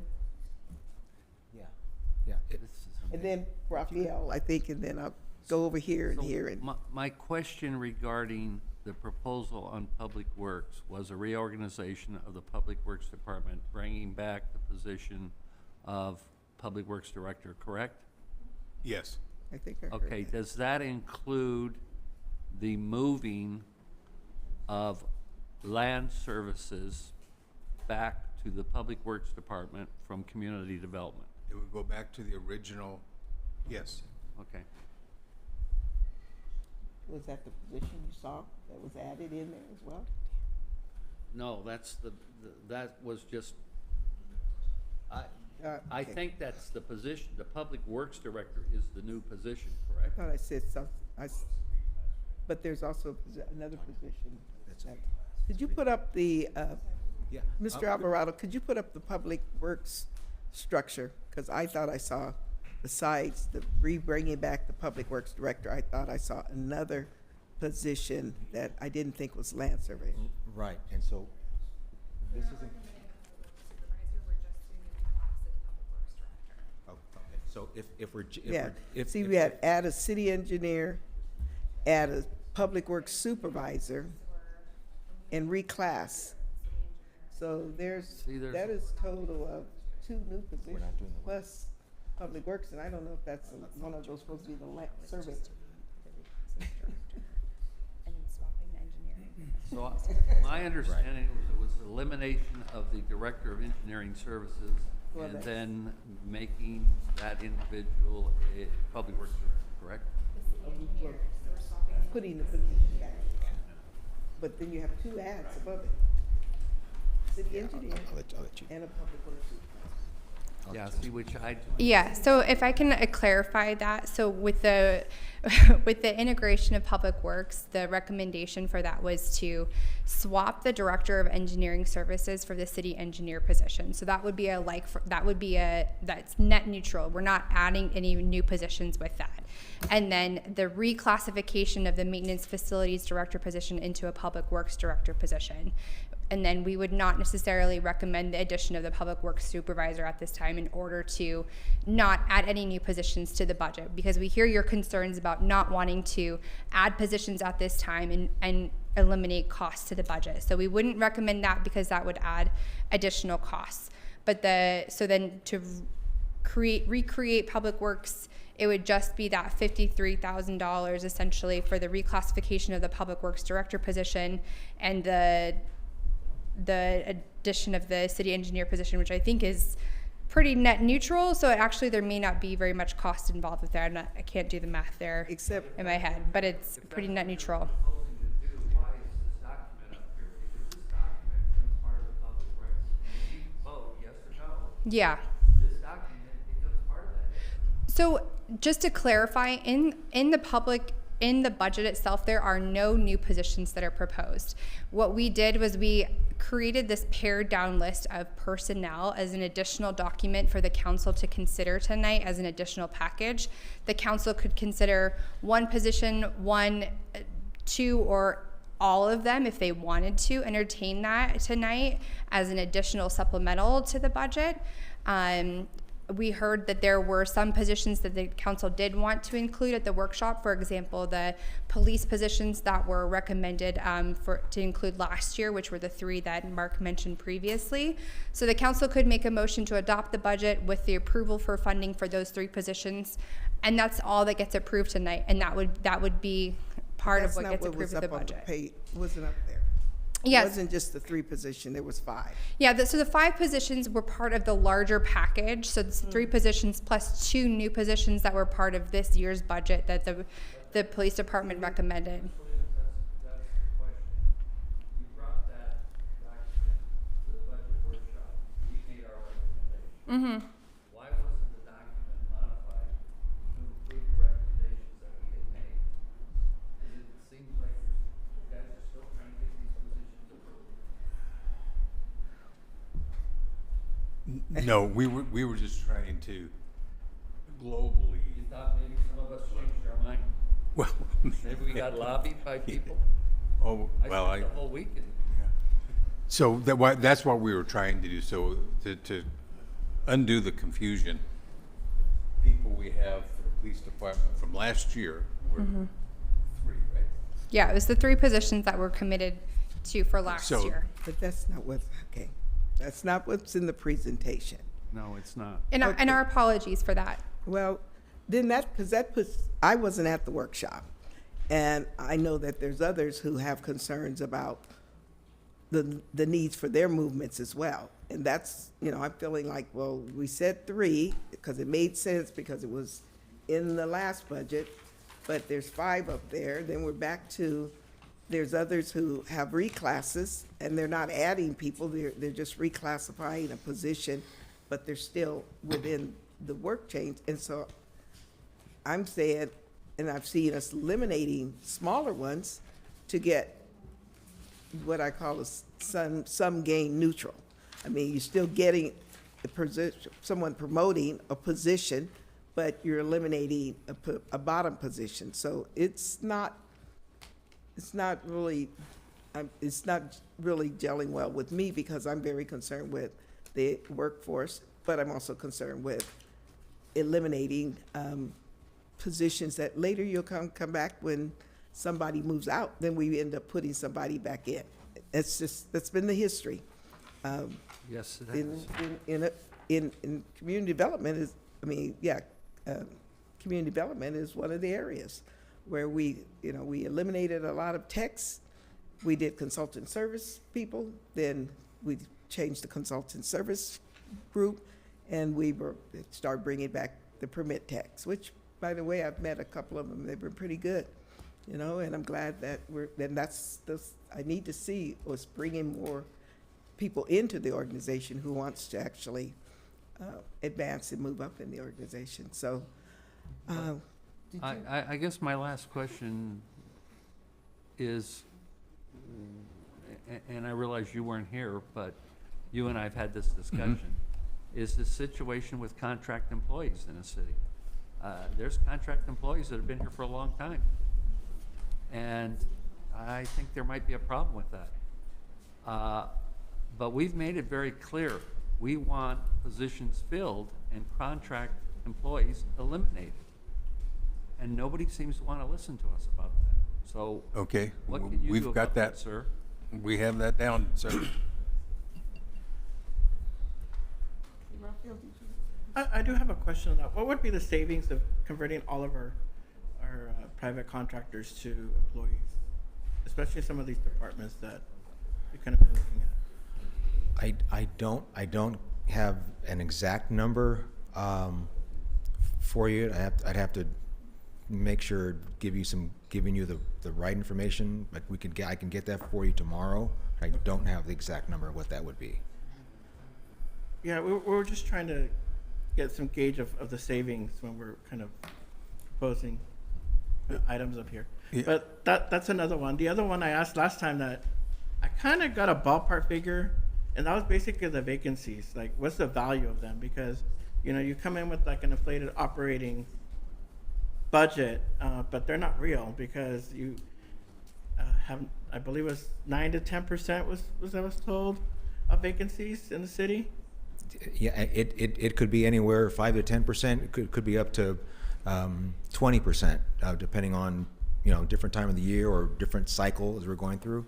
So but you guys are doing like 90 million in personnel costs a year. So about 10% of that's probably about 9 to 10 million. The personnel savings could be anywhere. It could be as low as 5 million, maybe 10 million, and sometimes up to about 15 million.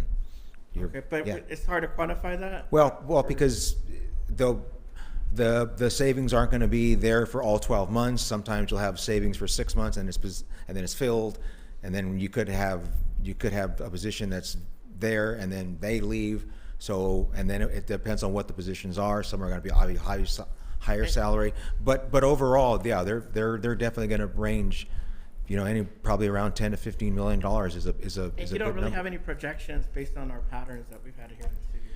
Well, what I've seen is that it's been pretty consistent over the last few years of about that amount, because the number of positions, they may change, but in terms of the positions, but the actual number have been around that number in terms of the vacancies. So that's what I've seen over the last few years, as that there's been a good chunk of change of personnel savings. Because I'd like to be able to quantify that and kind of be able to see that in our budget. It's really hard to kind of have this inflated number and then thinking we're already going to go in the red in a couple of years, with knowing that there's kind of this question mark. And I know it has a value, but we just can't put a quantity on it. And that's something that we can take a look at, because some cities will actually put in what's called a vacancy rate, and they will build that into the budget. They'll say, let's assume 5%. So we're going to take our budgeted number, overall total cost, and we're going to knock off 5% because we know we're going to have those savings at the end of the year. So they will then take that artificial number that they know they're not going to hit, because we know we're not going to have all the positions filled. So they will drop the number 5% or 7%, 8%, depending on kind of what the history is. So then the budgeted number is a little bit lower. So. And again, I like that value of our, kind of transitioning our contracts into employees. You can get that number. Absolutely. The other thing I was looking at was, I don't know if you have the slide that you had during the budget workshop of the CalPERS payments, as they were kind of, you had a chart where everything was kind of going up over the next couple of years and they're flat. Yes. And could you put the slides back up, please? I think you had it at the last. I think yes.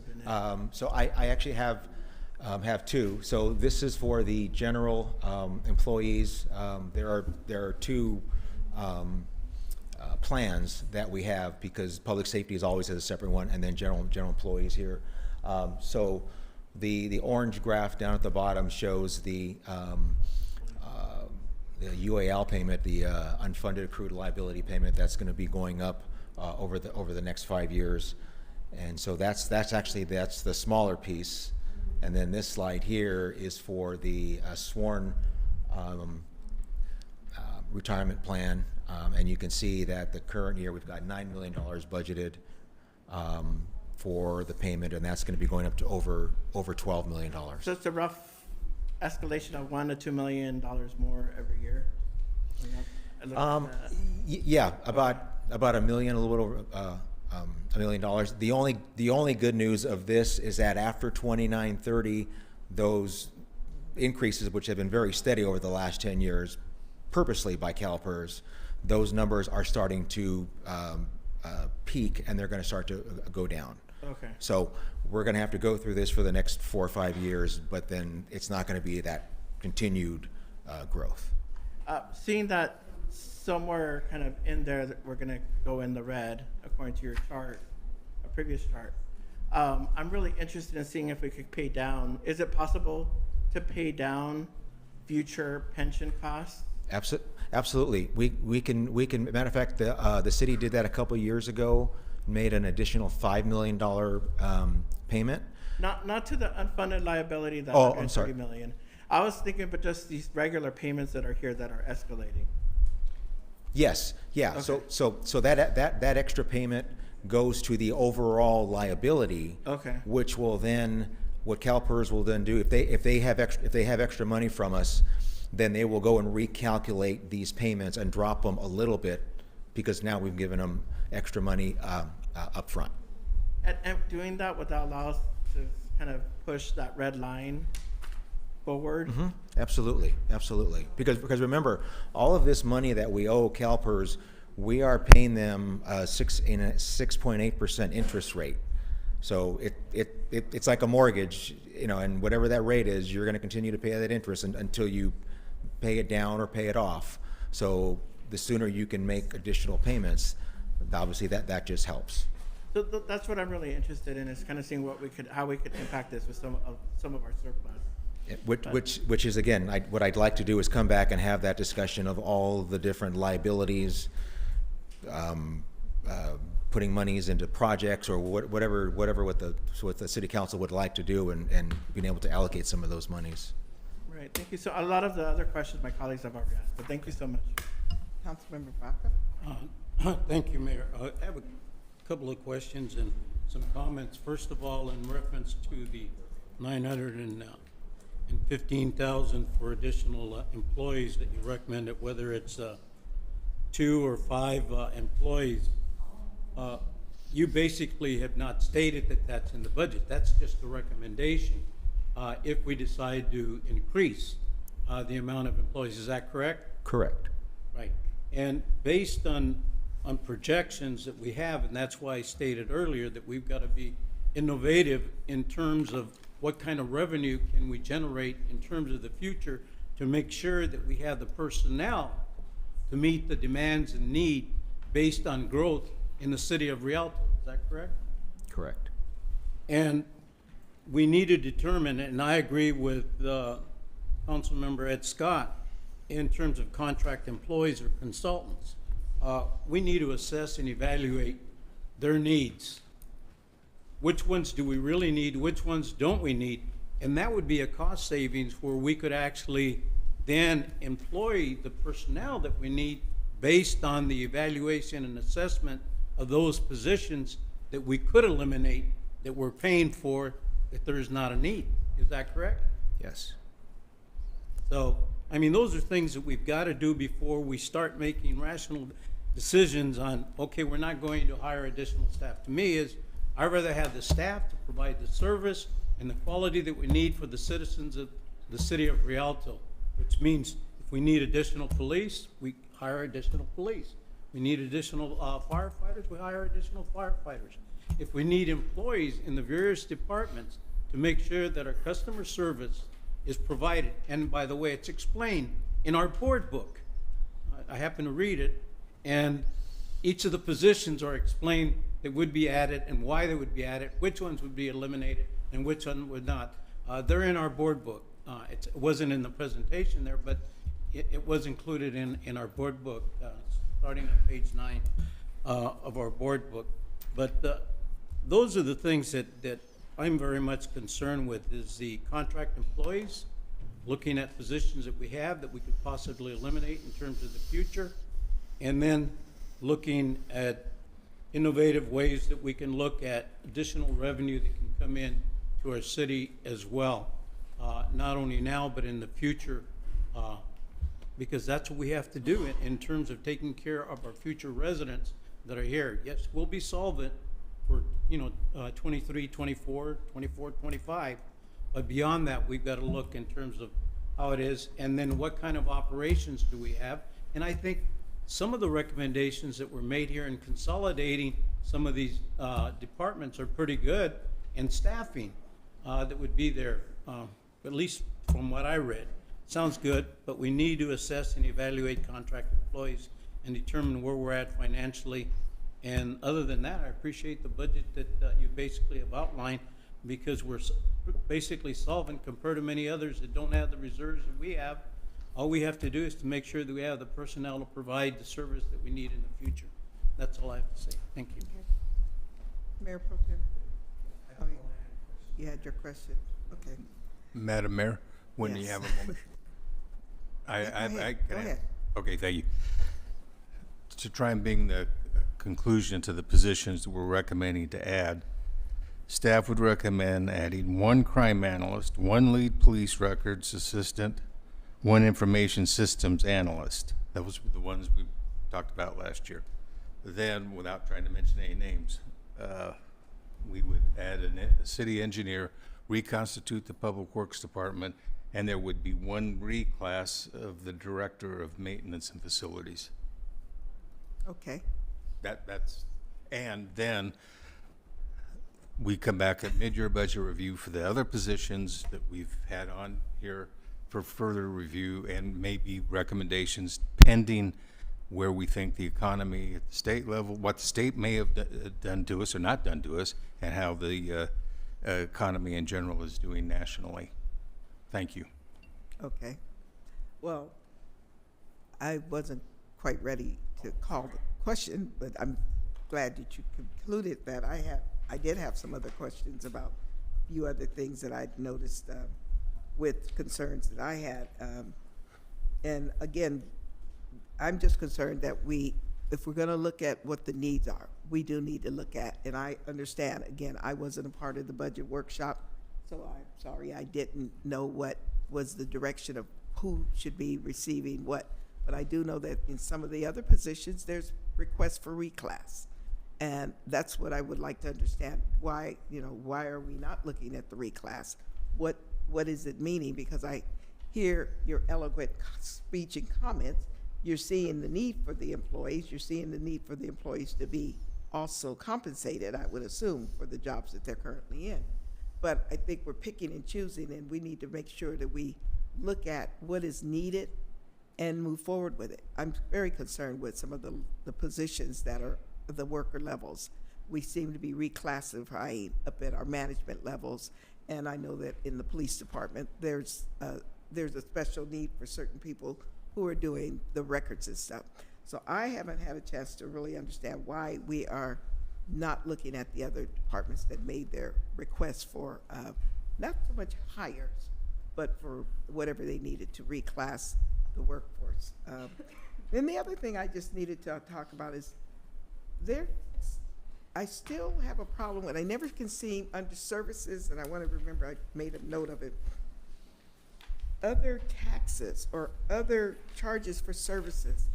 Those dollars, I don't seem to figure out where they're quantified and in relationship to something that we do. I just asked the assistant city manager, Tanya, to pull me the summary of our special events that we have had for the last 5 years. I know if everybody have a copy. What is really concerning me is if we're expressing a need to be conservative, I am watching our special events programs from everything that we have listed here. Has gone from 400,000, $500,000. The last time I looked, it was 570 million, and now I believe we're at 734,000. We seem to be really going up to almost $750,000 on some of these services, and I'd like to understand how we are going about making these increase. I don't think you can answer it now, but I think we need to really look at that. If we're going to be conservative, I would recommend that we at least stay with the special event funds that we're projecting, that we spend no more than what we spent in the last year, rather than, it seems as though we are continuing, and I can't even calculate what percentage increase from one year to the next year. And that's very a concern in the types of activities, things that come up, the decisions that are made, and are we having those activities in the best place that really benefits our community? So that's something I think we tend to be in the bigger picture of looking at the positions and the people, and I don't know what we're adding that causes us to go from 571 up to $734,000 for what kind of activities we're providing in the community. And with that, I know that in some case, a lot of activities, we generate a certain degree of revenue. We have a special event fee, and in some of these, we have people who pay. Yet I don't never seem to understand, where do we capture that money? And where does it get reported?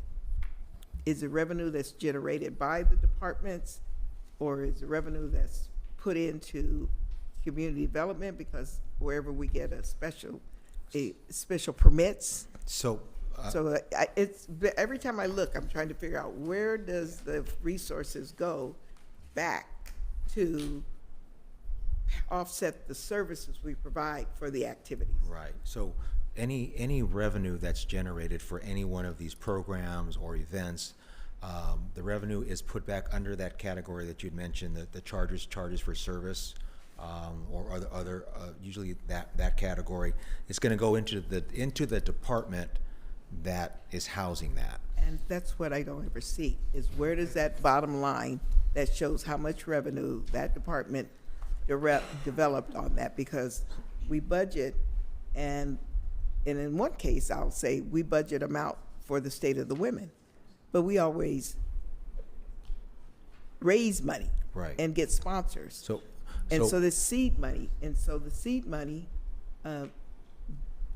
doesn't even begin to expend the money that's budgeted. Right. We can come back to you with a detailed list of all of these programs and show you exactly where the department that the revenue is going to, and also show you what the revenue is collected, so you can see what the cost of the event is, the revenue that's generated, and then if there's a net cost to the city, so you can see the whole picture of that. We will come back to you with that. So in the meantime, I think we ought to set a cap on what we're going to spend or project for this next coming year, because increasing it by 250,000 So every time. if I'm looking at I'm just looking to see what the amount is. just so I'm clear, so for the That's my recommendation. I think everybody else can make, because I don't know where we are with the budget and also with who we are going to support in this budget in terms of personnel people, requests from the departments, and then the amounts of expenditures that we're doing. So just so I'm clear that I'm understanding what you're recommending, for 23-24, the total budget for all of the events is approximately $635,000. That's for the current year. For 24-25, what's currently being proposed is approximately $734,000. So just about exactly $100,000 increase. Yeah. Okay, so that's I'm proposing we cap ourselves at least to what we already. at the $634,000. Yeah. It's about $100,000. I said it's about 100. You're right. Right, It was okay, 98,000 something. Prior year before that, it was 571. Right. And so it's. 100 every year. Yeah. I just want to add to that, and I know this has nothing to do with your budget, but we've asked in the past, what do the events bring revenue-wise, and then how much we're spending on them. But that item is never on here, and it's always the answer that you just gave us right now. Again, not your, but, oh, we'll bring that to you. We've asked for it. This is transparency at its best, and it's not being transparent because we ask, and We'll come back next. those are the next items council that meeting. I think the public Promise. needs to see. And, you know, if we ask for it, you guys should have it and say, okay, let me put up that slide, because we've asked for them in the past. I know they're, And I know that, I remember that one. Yes, and Thank you, I'm Madam gonna Mayor. just say it, because I've looked at events and activities, I've looked at things that were tried, and then they were redirected, and they were captured. So I asked for this 5 years back, so I could see what activities have been consistent, and what things have seemed to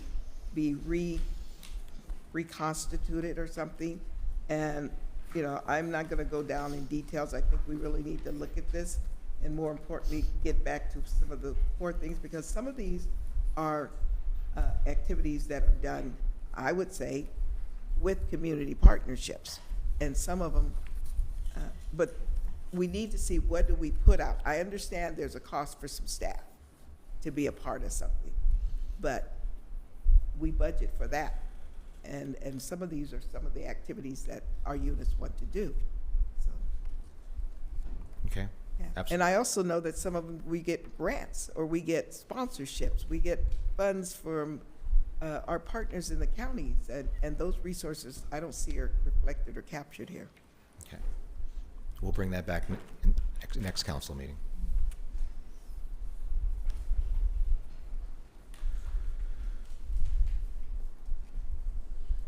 And then the last thing, I guess I've said it before and I'll say it again, we talked about, you said a variance, some of us set a variance on personnel. It takes us a while from the time we act on this and adopt this budget for a position to be onboarded, from the time they fly it to the time the person, that's where we end up with the savings. The question becomes, why does it need to take as long? And if we were to look at a chart, we need the positions, but the process we use for getting a person on, from the time they go through flying the position, holding the interviews, clearing the person, and getting them on board. I'd like to see the delta on that for everyone by department, because I think what happens is some of the positions they get on, but we end up with savings. We know we end up with savings, and it's probably not because of the HR department doing it. It's the time it takes to go through a process. So if you start a position July 1, it's going to take at least 2 months, 2.5 months before that person is hired and on board and cleared. So there's a built-in savings. So maybe we ought to set a variance. I'm sorry? You mentioned a variance, some set a variance. We know there's going to be a right. certain amount of savings. Right. Because if I hate to say it, I don't believe we did a mid-year this last year. No. So, Didn't. so, you know, it's a concern. So that's why I thought maybe we do the mid-year before the year ends and before we go dark so that we can see where we are. Okay. Well, you know, the other option that some cities do is we can come back on a quarterly basis and make that part of the norm. And so we don't have to wait till around the holidays or do it, you know, before Christmas or wait till January. We can say we're going to come back on a quarterly basis, and that just, so then you know that you're going to see us at the very least in September, early October. Better than put it for And then- September. And maybe we just put that down as, now this is what the finance department does. Again, some cities do it, so it's not uncommon. Maybe if we do quarter, we might make it at least half the year. September. Okay. Either All right, either so way. what's the pleasure, you guys? Madam Mayor, Oh, I'm sorry. it's City okay. Treasurer. May I ask some questions? Yes, you certainly may. Thank you. So, I was here as the mayor, Robertson, and Councilmember Scott during 2008, during our worst times of our city. And this is the reason why we created the Economic Reserve. Okay, so my question is regarding the Economic Reserve. On your projections or on your presentation here, in 22, you show that we had 25.7 million, and then at the end of June of 23, we had 27 million. My report and the money we reconcile every month, and statements that finance also has, only shows us having $20 million. So there's a substantial difference, and I'm not sure where that money is. If in the bank, there's actually only 20 million, and yet we're showing that we have 27 million at the end of June of 23. That's a substantial difference, right? What, I'm sorry? So yeah. perhaps we need to meet with finance, and because I depend on finance to be my check and balance, right? With what I reconcile and what finance reconciles, and that tells me we're right on. But you know, if it was off a couple $100 is one thing, but to be off. I'm beginning to feel like we're getting ready to go into what they do at the congressional level. We may need to just do a concurrent resolution to keep operating so we get a budget. We can sit down and Perhaps, yeah, tomorrow. and let's go look at over that the and see where the numbers you difference have is. and what we have on the books and see what the Absolutely. difference is. And then I think Councilmember Scott asked about, you know, how do you project your taxes and forecast that? Do we not still contract with HDL that supposedly comes in on a quarterly Yes. basis and gives us Yes. the forecast of Yes, we do. all our taxes and so, right? So you do use those folks to help Absolutely, yeah. forecast our taxes? We use HDL for both our property and sales tax. Sales tax, right? Yeah. Okay, very good. Those were my questions, Mayor. Thank you. That opened up a whole conversation. The difference is, I don't know what the answer was, but I'm seriously concerned. Okay. Well, what's the pleasure of God? Because We'll reconcile that as we come back for the audit, when we're closing the books and bringing the financials I'm back sorry, in Madam City the Clerk. summer. We'll Madam City Clerk, was there We'll some verify party that. speaking on this item? No. Thank you. Mayor, I know I stepped out. Did we open and close the public hearing while I was? We still need to open and close the public hearing. Okay. Let's open this is a public hearing. I asked her if there was anyone that, Move to close the public hearing. okay, it's been a move to close by Councilmember Scott and seconded by Councilmember Trujillo. Madam Mayor, I'd make a motion to approve the fiscal year 2024-2025 proposed annual budget, limiting the employee additions to the, as recommended by staff, to the 3 in the fire department and the changes in public works. I mean, in police department. Sorry about that, chief. I tried. Whoa, that was a little I tried. They caught me. They caught me. You notice, and it's definitely a The 3 in public the police record, see, department. so. Second. Yeah. Mark was on my mind. Okay, second. I'm not quite finished. The 3 in the police department and the public works changes. Additionally, the requirement that the city begin the reduction of contract employees and filling positions where contract employees are currently working at. Second the motion. I'd like to make a friendly amendment to that. Sure. I'd like to amend that we look at least doing the reclass for the positions that are in the, I think it was community service. I believe I saw something, a position that dealt with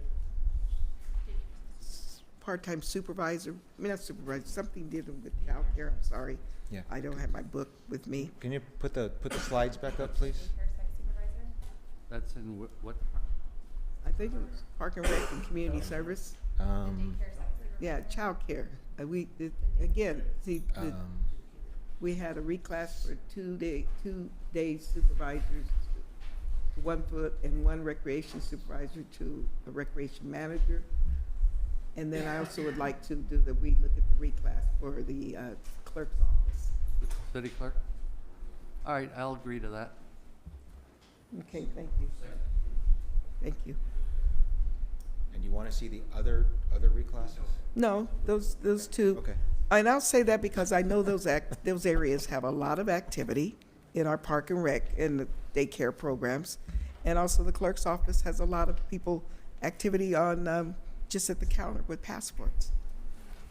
And not to mention anything else that they may be coming from public records. And I'm not saying any of the others are not, but I think we need to reevaluate community development, everyone, because for me, we're supposed to be moving into a space where we should have less people at the counter in certain places, and I think we need to talk about that.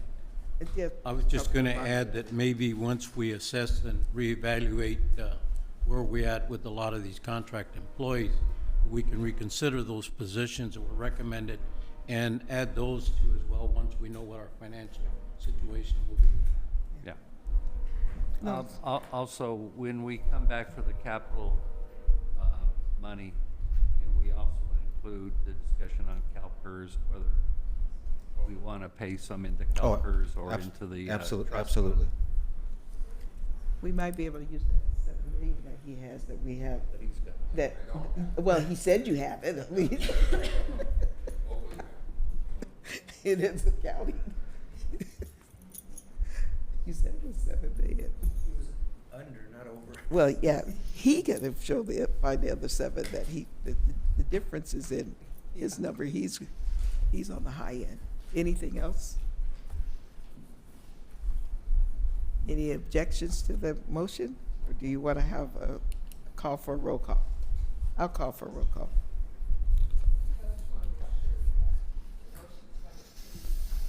It includes Resolution 8251, RH Resolution 08-24, RUH Resolution 08-36, Rialto Redevelopment Successor Agency Resolution 01-24, Resolution 8252, Resolution 8253. How's that?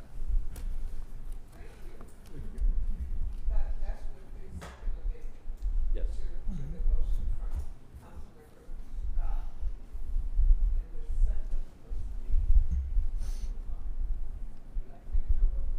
Sure. Aye. Aye. Aye. Aye. I'm sorry. And Mayor Robinson? Aye. Okay. All right, tab 2. And thank you, Mr. Alvarado. Thank you, Mayor and City It Council. was a tough act. Okay, moving into the conversation on water. You guys.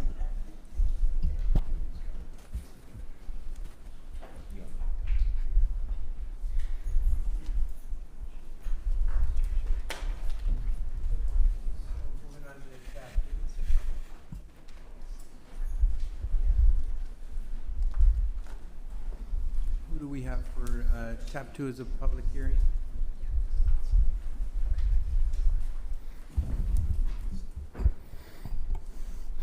Thank you, Mayor Pro Tem Rosales. Stephen DePuja, supporting the city's water and wastewater utilities department.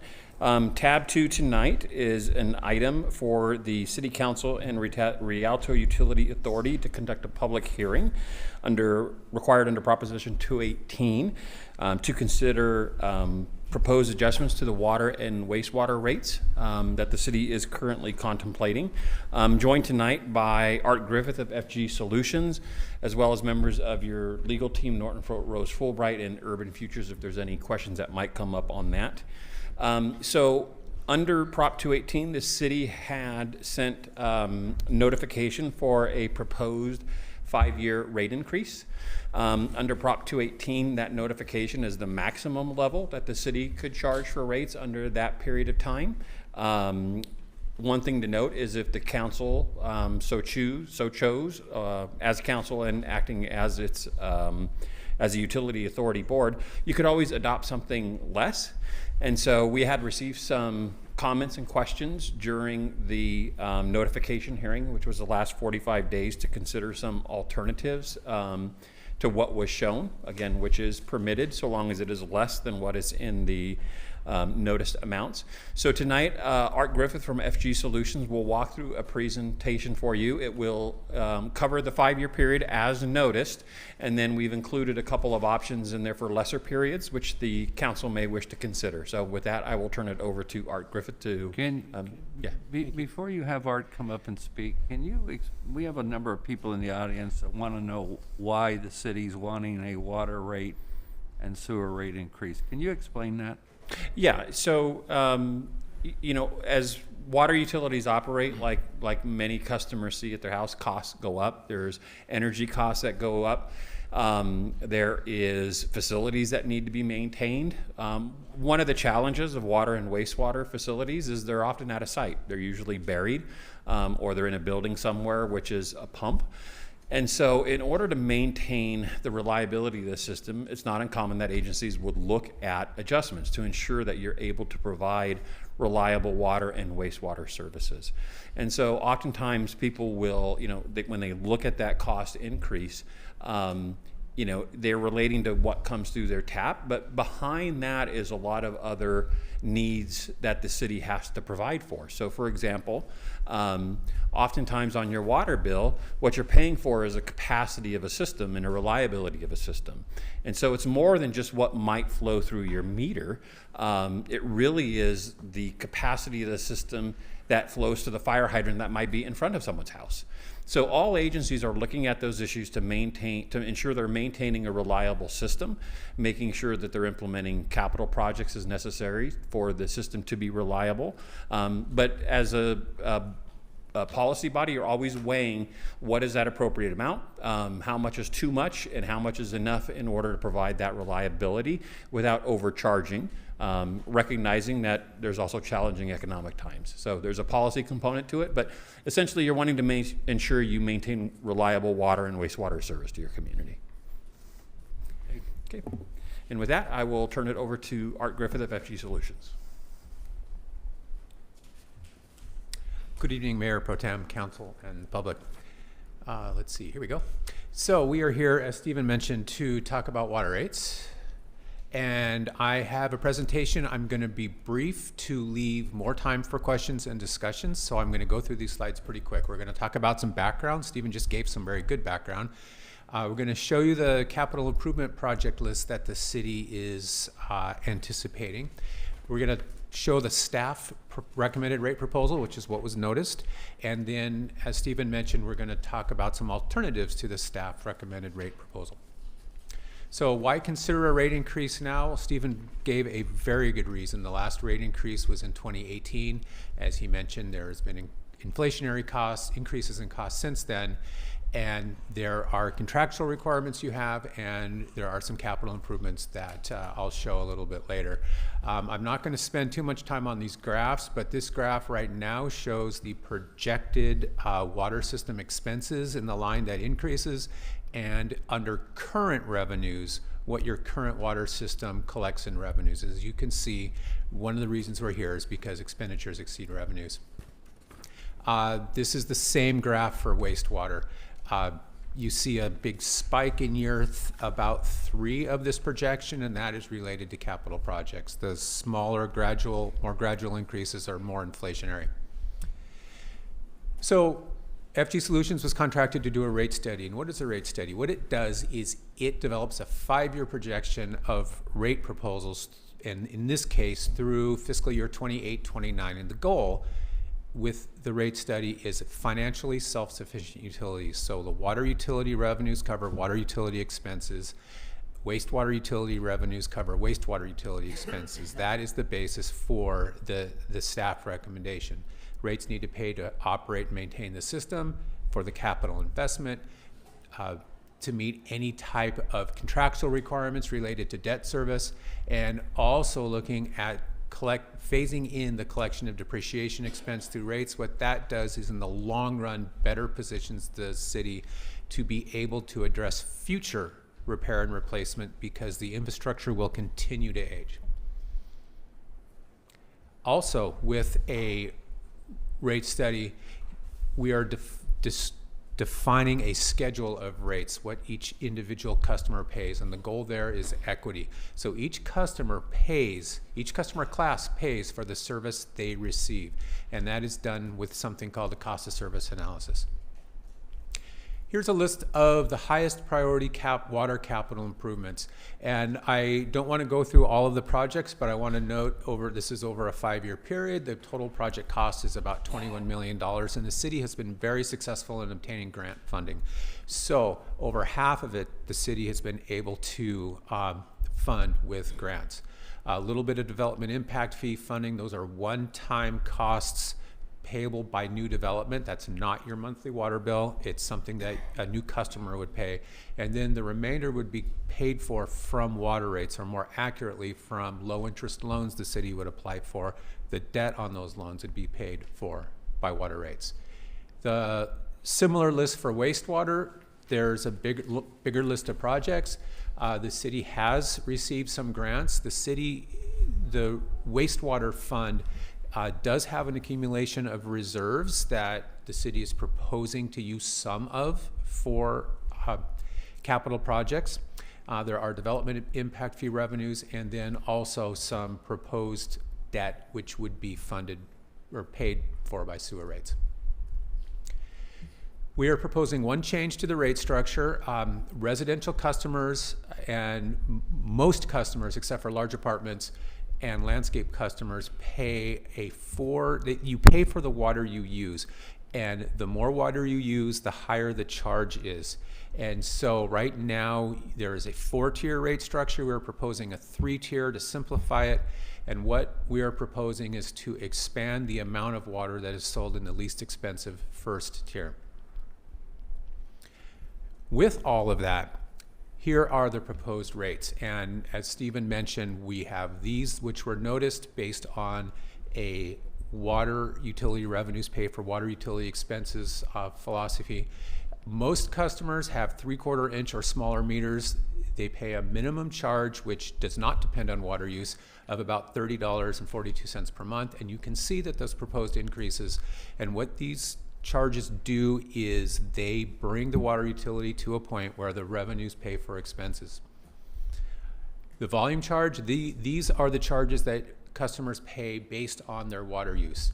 And so you can see down on the bottom left, you can see the current charges for each rate tier, and you can see the proposed charges. And they also, in addition to restructuring, they increase over time as well. Fire line and hydrant rates, these are rates that most customers don't pay. Residential customers don't pay for a fire line or a hydrant rate, but if you are a large warehouse and you have a separate fire connection, then the city also charges for fire service, and these costs recover the cost of a water system that is required to get the fire flow to your fire connection.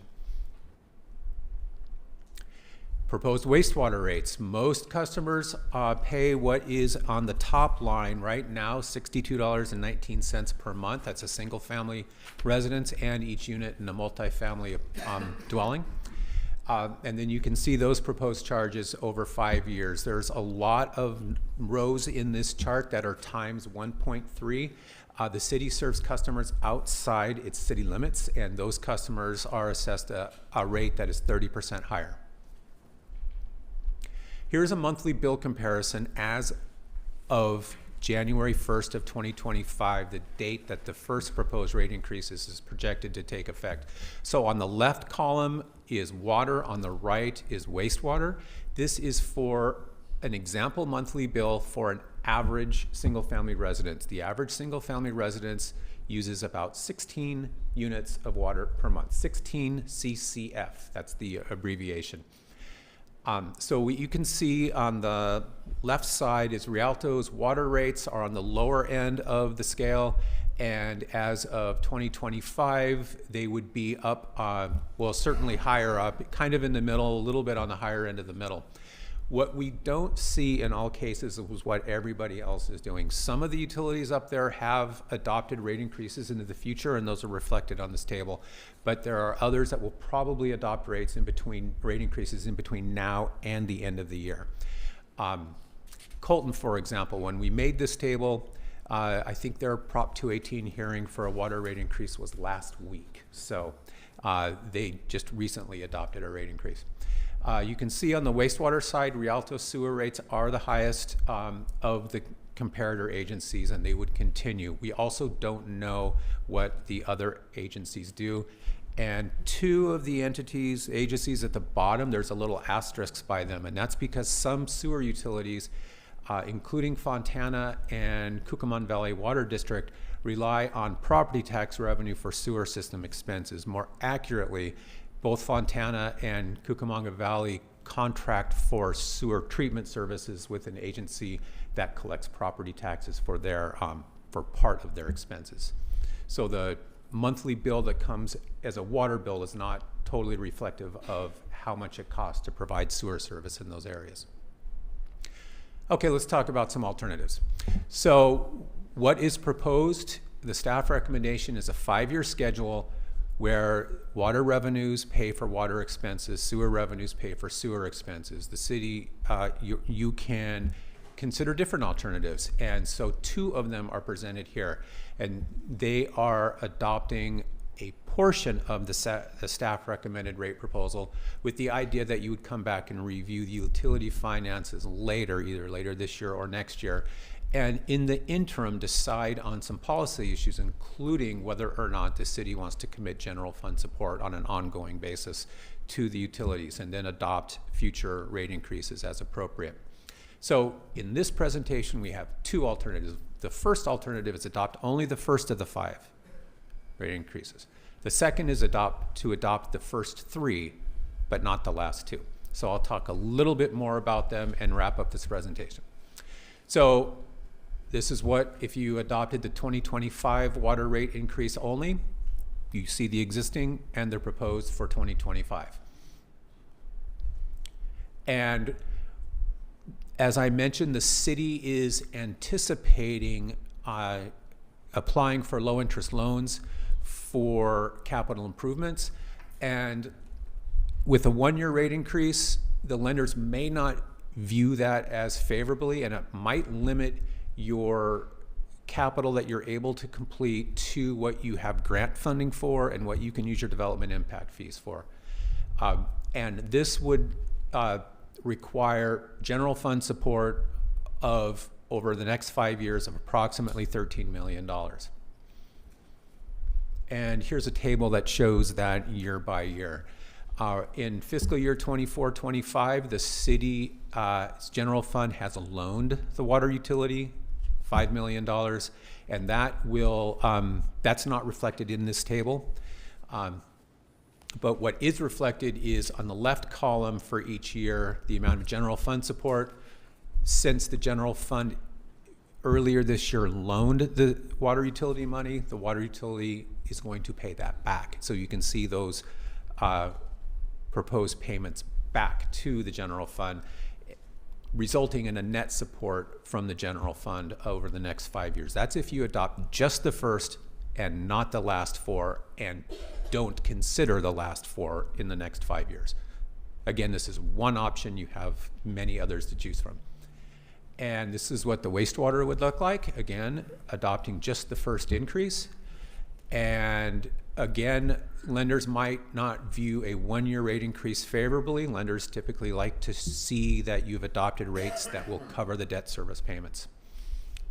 It might limit your ability to complete capital to what is grant funded and use of the development impact fees, and it would require over a 5-year period, just over $15 million in general fund support.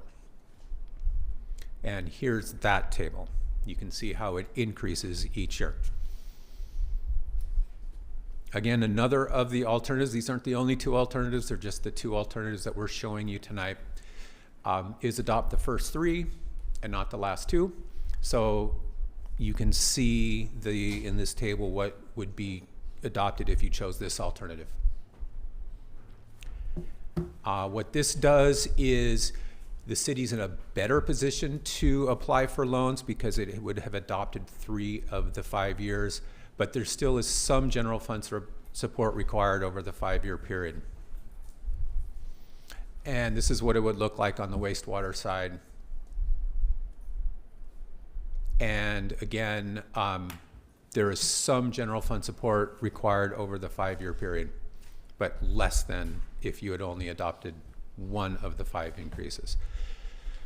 The staff recommendation, you can read that, but I'll read it, and I don't have the ordinance or the resolution numbers on this slide, but the staff recommends that you conduct a public hearing as required under Prop 218 to consider and approve resolutions and RUA resolutions approving the proposed adjustments for water and wastewater services as supported by a May 24th FG Solutions Financial Planning Analysis Report. So I went through that really quickly. Please, if you have any questions, I'll be happy to answer them, but I wanted to get through that quickly to open it up for discussion. Thank you for your time. Thank you. Well, this is a public hearing, and so we now we'll open the public hearing, and I believe, Madam City Clerk, did we have some people who wanted to speak?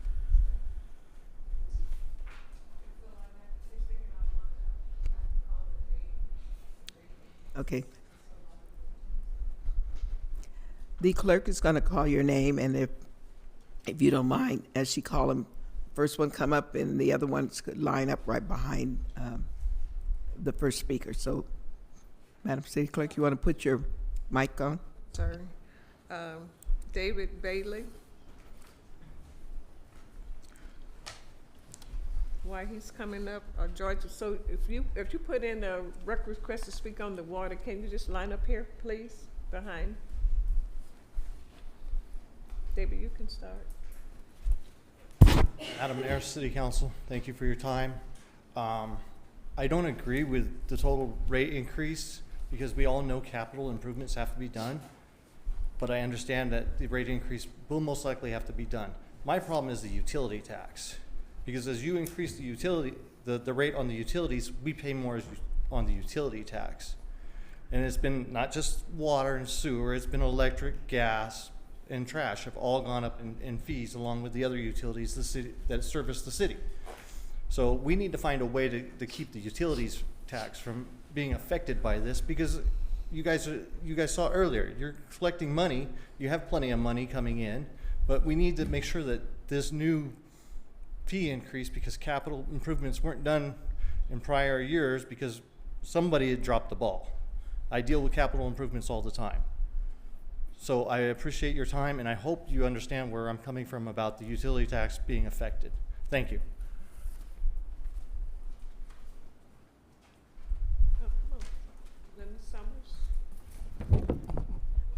So good evening, everyone. I'm Lynn Summers, and I am a part of the community. And one of the things that I really wanted to touch bases on is the fact that this is going to impact a lot of our seniors, a lot of people that are on fixed income. I know that I'm always talking to the people at the community garden. I'm always talking to people within the community, and this is going to impact them. It's going to impact me. I have a half an acre, but yet and still, I will tell you that I do gray water that takes care of my trees. I do irrigation. I catch my water. I do a lot of different things during the summer. I know that I'm already going to go up to 2 tiers, but adding more is, I think that we need to relook at this. I think you need to have more time to be talking to the community. I've sat in on some of the hearings, and we came in here, and all the community did come in and start talking and asking questions. I think we could be more creative. I just think that at the end of the day, whenever you just start saying we need to add money or charging people and being in people's wallets, it's a problem. And I'm going to continue. Every time that somebody wants to go in my wallet, I will be here, sitting here talking, saying you need to come up with something a little bit more creative than going into the wallet. Thank you.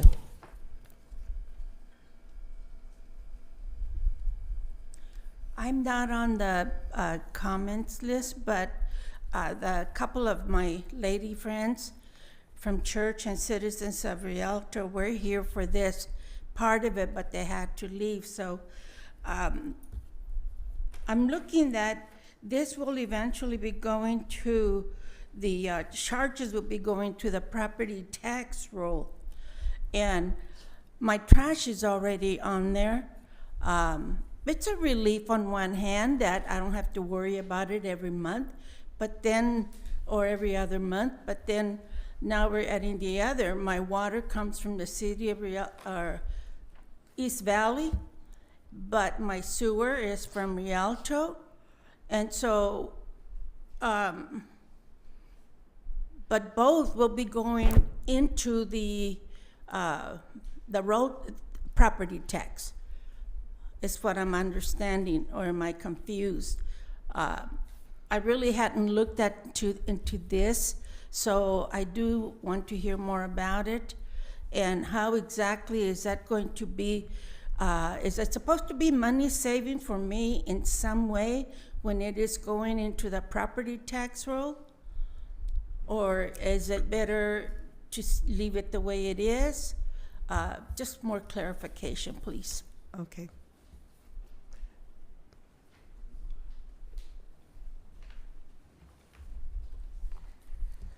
All right. Good evening, council, staff, and community. Ana Gonzalez. I am a Rialto resident and also a ratepayer of Rialto Water.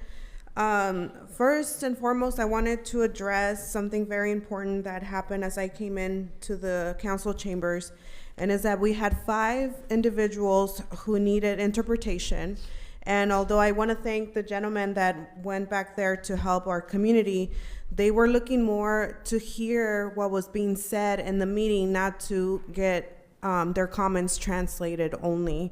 And so we're having a linguistic injustice still be a part of this city. And I want to remind folks that with the new census data, 40% of our community speaks Spanish. And so let's do better to bring those equipments and interpretation services so they can hear the entire meeting in their language. Secondly, I wanted to ask if there has been a study regarding how many households have fell behind their payments. I know during COVID there was a moratorium put in place for shutoffs, but then did we really analyze how many folks really caught up to make their payments, and how many of them were shut off? Was there a study done to survey the community whether they can afford these increases? based on the fact that they are barely catching up. I know some of my neighbors' water was shut off and they were coming to me to help them, and there was nothing I can do for them because they were so far behind. So I want to understand if those studies or surveys are considered in these increases. I know we're only looking at capital improvements and infrastructure improvements, but are we really paying attention to what our community is going through, especially our seniors, like Lynn mentioned, and a lot of folks that are in these fixed income situations, and some that lost their breadwinners during COVID, and they're still trying to catch up and make ends meet. Food prices are outrageous, and there's just so many other expenses that families have to put up with in recent times because of inflation, or what I call price gouging. So the other reason why we have these rates in our city, as you saw the comparisons to other cities, was because we privatized our water in this side of town. We have a West Valley representative here, and you saw West Valley doesn't charge as much because that's a public agency. And so also there's county discretionary funds for capital improvements. Are we talking to our county supervisor to see if there's any funds that can be brought into the city to help with these capital improvements? Because I understand they're important. And so again, to the point about the utility tax, yes, very great point that we need to address as these water rates go up, our utility tax goes up, and that hurts communities like mine, our Latino families that have more than 5-6 family members in their home. And then where are the warehouse CBAs? This is a perfect opportunity to create those community benefit agreements from warehouse developers that can afford to pay these capital improvements as well. So anyway, a couple of ideas. I understand the capital improvement side of things, but our community deserves better and needs help, and we need to address those opportunities rather than put it back on the taxpayers to pay for things that we can come up with better solutions for. Thank you.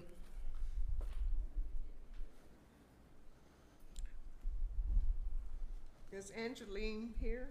Oh, okay, go ahead. Thank you, council members. My name's Yolanda Covington.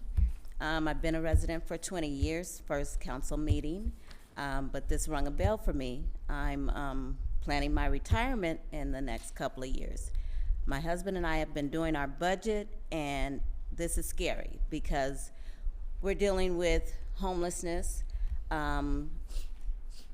you know, us becoming seniors, our children having to help us with utilities, or coming back home, you know, in order to help us with our finances. So seeing these bills go up so high with all the utilities, seeing that sewer rate on our water bills, we are charging the highest sewer rates, and maybe that could be an adjustment. If the water rates are gonna increase, why not stabilize that sewer rate? Because it's just ridiculous. I don't know how, as we're approaching our retirement, how we'll be able to afford that, and we'll have to call family members in to help us to live and pay our bills.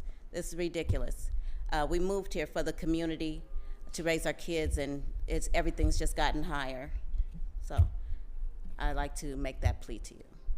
Thank you.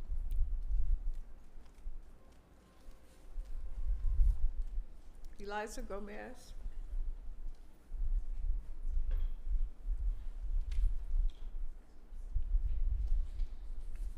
Okay, Elisa Barbara. I think they went home. And Renee Gomez Gonzalez. That's all I have. Okay. Entertain a motion to close. Public hearing. So Moved by Councilmember Trujillo, seconded by, I think I heard Mayor Pro Tem Carrizales. Any objections? To close. We're the closing public- the public hearing. Then we'll have a discussion. Okay. Any objections to closing the public hearing? Hearing none.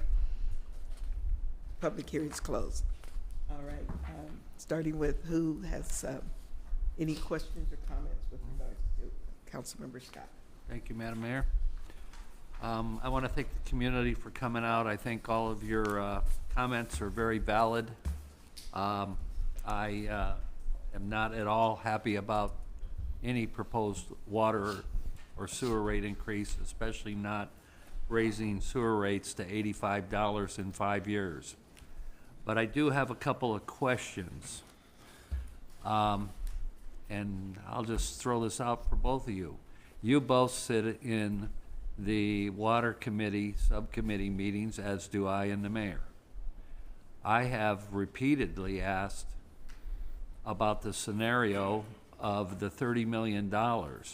So let me explain that to the community. When we entered into this concession agreement, there was a direct payment made out of the financing of it of $30 million to the city of Rialto, which went into the general fund.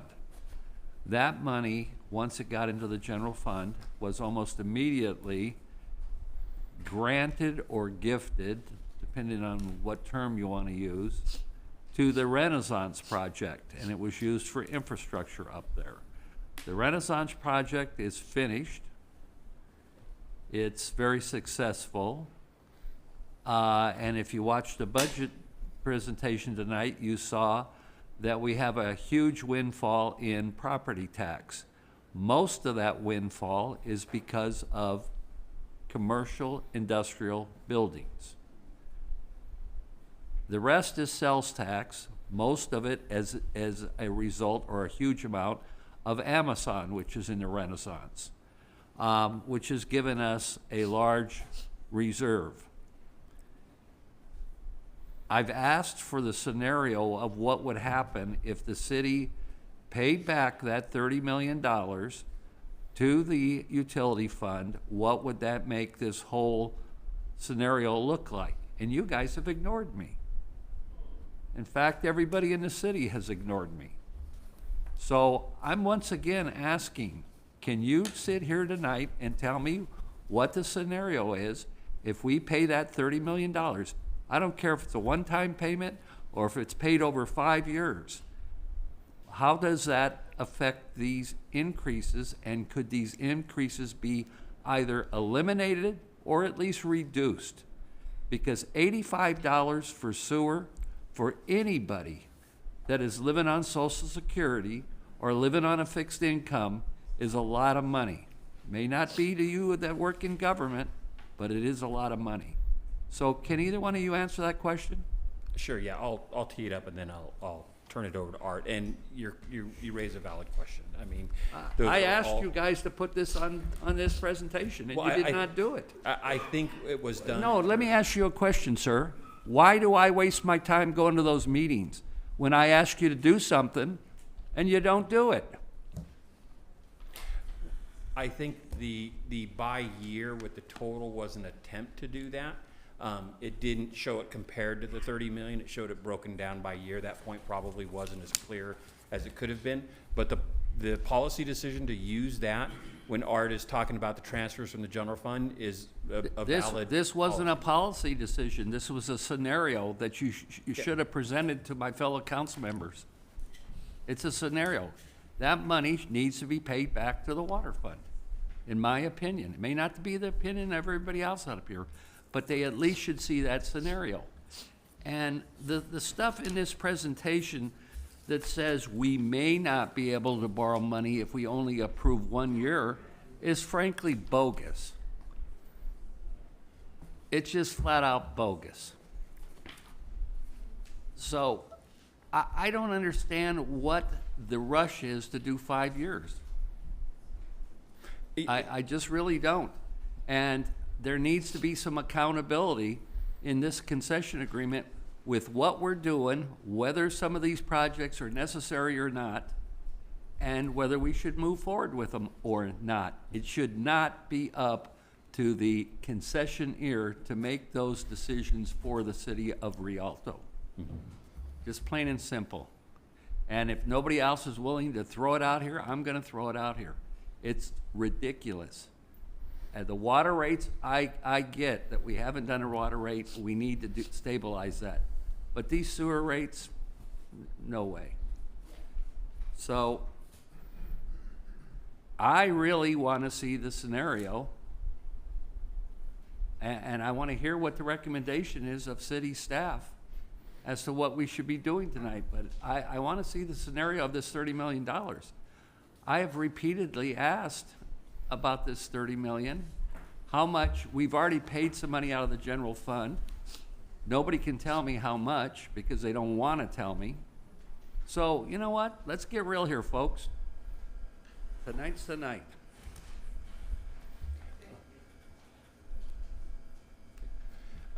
Yeah, Art, do you want to touch on the Sure, I can. Can you pull up the print? There we go. Thank you.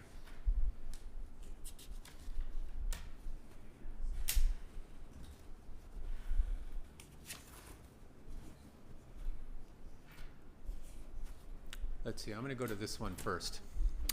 So, this was an alternative to adopt the first rate increase, take the $62 up to 67 something. And the general fund support you see over the next 5 years is $15.4 million. Of the $30 million, if my memory is correct, 25 of it was for the wastewater and 5 was from the water. So let's take the $15 million, compare it to 25. Returning $25 million to the wastewater fund would allow you to implement one of these rate increases for the next 5 years, and it would probably stretch you till the midpoint of about fiscal year 30-31 before that $25 million is up.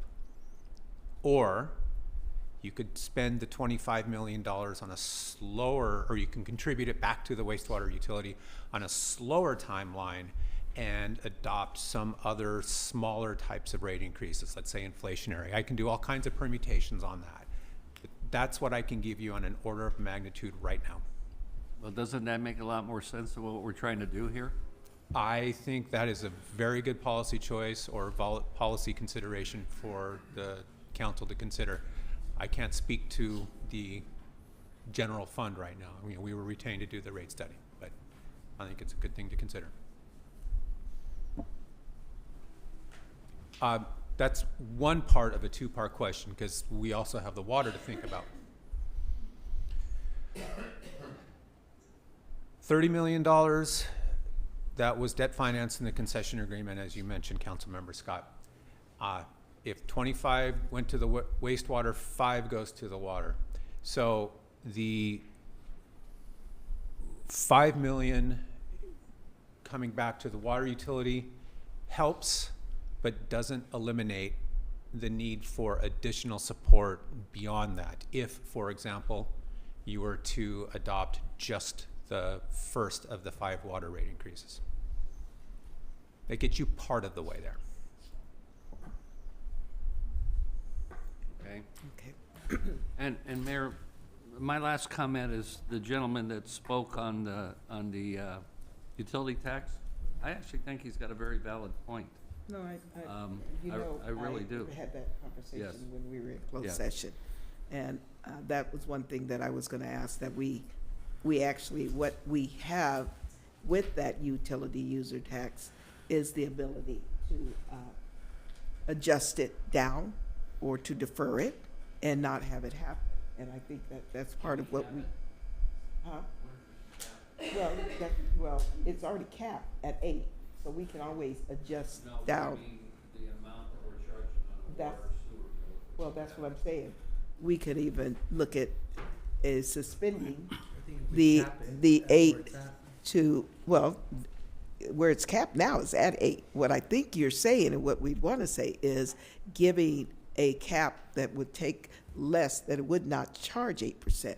We could actually, on the bill, we could take, and the relief would be to set the cap at 0 on the utility, especially on the wastewater. I don't know exactly what that would look like in terms of the revenue that doesn't come, but again, it's the citizens, especially out, and I will say, as I've said before, on a wastewater, we cover sewer for the whole city. On the water, we only have a certain portion that we provide service to, and then West Valley provides services to another unit, and also Montana Water. Now, we could cap or defer the collection of that over a period of at least a year or two, and come back and look at it when we need to come back in the second year to deal with. I think, I'm sorry I stepped out, but I thought our conversation was going to be to move on our first year and then also come back to deal with the remaining 2, 3, 4, 5 years. I think I heard from council that because we are in a concession agreement, there are some risk and liability. So that's what I was envisioning that we were going to be presenting, as well as extending this public hearing to continue and come back on, what did we say, the last part of July. And I believe, council, you were going to look to see if we could in fact extend this hearing, continue it to the second meeting in July, because we're dark with our first meeting. We can, if we continue the portion open on any rates that we don't adopt tonight, we can continue it open to the 25th. Okay. Well, or whatever that last meeting is in July. Yeah, the last meeting in July. So, I mean, I would propose and put on the table, and we make a decision that we continue this meeting to the last meeting in July. In the meantime, we decide to put a cap on the utility user that would be on whatever rate we're going to end up looking at, and come back with that information to be able to factor that in on these charts, so that we don't, because I think all of us, the sewer thing, it's hard to take. But Councilmember Baca, you have your Thank you very much, You're Mayor. right. I think this whole council is very much concerned with the rate increase, and we heard the community loud and clear today, and we've heard them in the past too as well about the rate increases, and we understand that many of them are on fixed income. The effects it has on their livelihood, their quality of life in our communities. So we're very much concerned with this rate increase, and I think all of us as a whole, I think I'm speaking in behalf of the whole council, is very much concerned with this rate increase. And the idea of the utility tax is a good idea, and I like the mayor's idea of capping the fee. So looking at different alternatives and different kind of solutions that we might be able to come up with, even if it means digging into our reserves to pay for what we need to, or what we're obligated to pay at this point. We've got to look at other alternatives, and the agency itself has to be held accountable in terms of what they've done, what they haven't done, what they should have done, and what the cost has been that is impacting us and impacting the citizens of the city of Rialto. So we still need to get answers to these before we move on this, and the idea of doing it 1 year and then going and evaluating and assessing and then going forward from that point.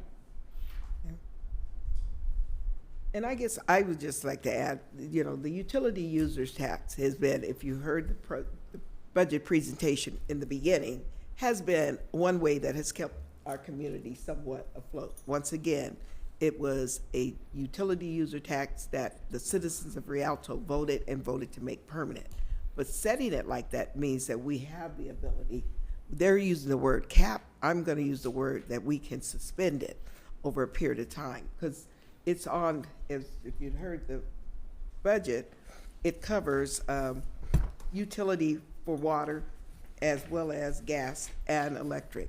It did color, it said in the other one, it did one time deal with telephone as well, but that's been very declining.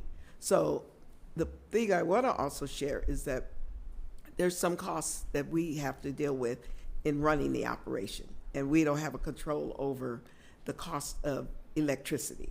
Edison and them will continue to do rate increases, and we are going to have to try and figure out how do we absorb it.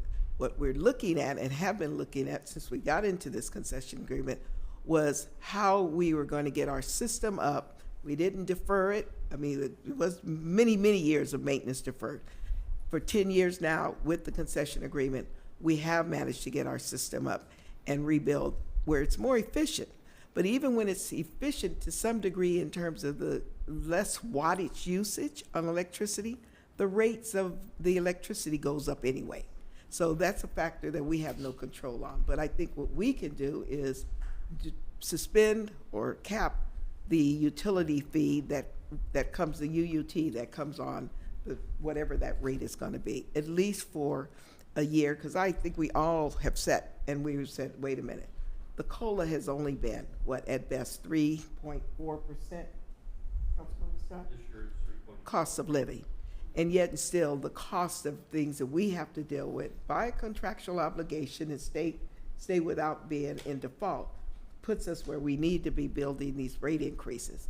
But what we have, I appreciate that we do have the flexibility to offset the 8% that's on top of that rate. And I think we are also wanting to look at how do we defer the first rate increase to take effect in not immediately after we adopt, but I think it was being proposed that it wouldn't take effect until January 1. So by the time we come back in July, the end of July, we should be able to look at what that 8% on what the rates are paying, what it looks like, how much we would be, basically, that goes into the general fund. So it will be a reduction on the general fund dollars, because if you looked at the budget presentation before, it's property tax, sales tax, and UUT.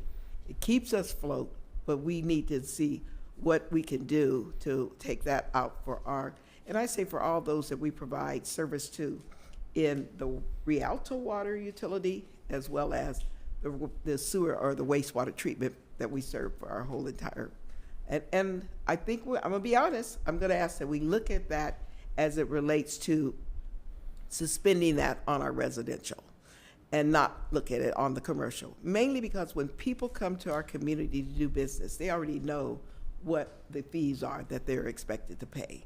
And that might be able to, not necessarily, as we say, throw the baby out with the bathwater, but we need to see what that could do to give the residents the relief while we have to see what maintains some rates. So I don't think it's clear. It's not fully baked yet. How's that? If I could just Go add ahead. one other Go ahead, incentive that we should look at is conservation incentives to those who use conservation, and then look at the possibility of incentives to pay back those individuals that are conserving if we look at water too. So it's something that we've got to look at. Well, you know what? Let me just say, we're already in that space with the state for conserving water. But Even for though, residents, and some residents have the ability, and we certainly can, if people want to put in systems, there's ways that systems could be looked at, and there could be ways where people could assist them in that. Yeah, so but the gray water, did you have yours? Yeah, definitely. Trujillo? I know that some of the questions came up about developments, like, there's certain developments that have different requirements where they have to put in a pump station, et cetera. But I wanted to look at the list here for wastewater and as well as the water section as well. I wanted to get a good look at the projects. I know we had some discussions about how they're being kind of grouped into the costs of the service delivery. So I wanted to see if you could offer us that list so that we could kind of review it ourselves, and also indicate whether the funding is there for grant funding or if it's something that has to be paid for through user fees or ratepayer fees. Yeah, I can follow up with you, go through that list.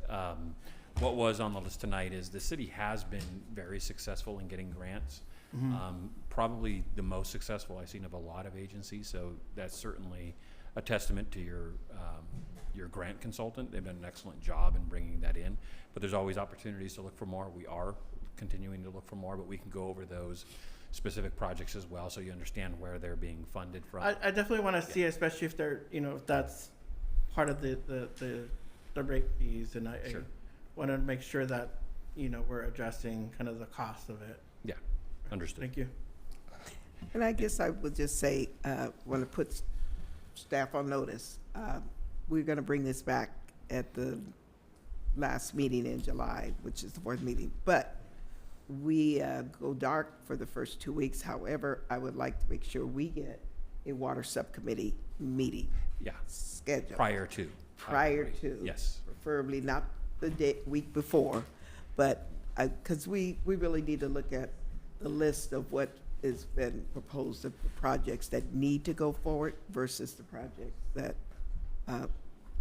we need to be very clear on what we're gonna have with our partners on what work has to be done. Yeah. And maybe what things could be. Yeah, taken and we can out look of at the UUT, and then we can do a better job on the $30 million and making that much clearer Okay. if as an option. So I don't know if we have to have a motion, because we're gonna leave It- it Matt- continuation. have to Council, continue. would you guide us? Madam Mayor, can I make a comment before you move Yes. with the motion? I'm not going to support this. I mean, I'm totally in favor of the utility tax. I'm in favor of the one-year concept, but I'm not going to support this unless we make a commitment to rebook that $30 million as a loan and set up a 5-year payment plan to pay it back to the utility fund. We need this. We've been held hostage by this water concession and wastewater concession, and we need to get out from under being held hostage. So I want to, So make the motion. Okay, I will make a motion that we approve 1 year. We don't want you to be held, we don't want to be held hostage either, okay? Thank you. That we approve 1 year rate increase, both water and wastewater, that we suspend the utility tax to all residential customers, and that we rebook the $30 million as a loan from the water utility to the city general fund, and that a 5-year payment plan be set up to pay the money back. Council members, the utility user tax is on our agenda tonight, so we won't be able to act on that, but we can certainly put that on the 25th. The 25th, okay. Yes. Okay. But we have the spirit in the record. Correct, yes. And I believe the other part was to continue the Yeah. public hearing open until the 25th. So that will require you to reopen the public hearing as part of the motion and then just continue it to July 25th. No, it's 23rd, not 27th? 23rd. 23rd, July Yeah. 23rd. July 23rd. Okay, I make a motion to reopen it, included in the motion I've already made. And And he will second that. But could I have the motion? Okay, I'm sorry. Name his resolutions, please. Wait, and before that, Councilmember I Baca just has wanted a to comment. add a comment, if we can possibly add to the amendment, to look at the possibilities of using reserves, if need be, in that motion to take care of some of our seniors and others, that we will be increasing it for 1 year. Could we bring that discussion back at the July meeting? July Okay. 23rd. Since it's not on the Okay. agenda? Okay. If I could comment on that, we would like to bring that back, because there are some programs that do help seniors, so we want to make sure it's comprehensive. Exactly. Yeah, because Yeah. we want your It community needs to to know be there a are some it needs to be a broader discussion. Yeah, and if I could also, I wanted to clarify one thing, just for the benefit of the community out there. There was a question about property tax and a Yes, thank question about if it was going to be put on. The answer is no. Under any of the alternatives, 1 year, 5 year, there is no intent to put any of Rialto's cost or fees on the property tax for utility services. What we were commenting on is some agencies do that. Yes. But it was just more of, when you look at their bills, they're artificially lower. Rialto is not proposing to do that. Well, and I think, again, I stepped out of the room, and maybe there is a voluntary, well, I'll say not voluntary, you opt out if you don't want to have the solid waste bill in our community put on the property tax. So maybe could be what somebody thought, because a lot of people were not aware that the action was that it is on the property tax unless you opt out on their, which is our BERTEC solid waste bill, which I did. Very clear. So I think that's where the confusion might have been added. Yeah. All right. You got that motion? But I'd like it cleared if he Okay, could. so the motion is to reopen the public hearing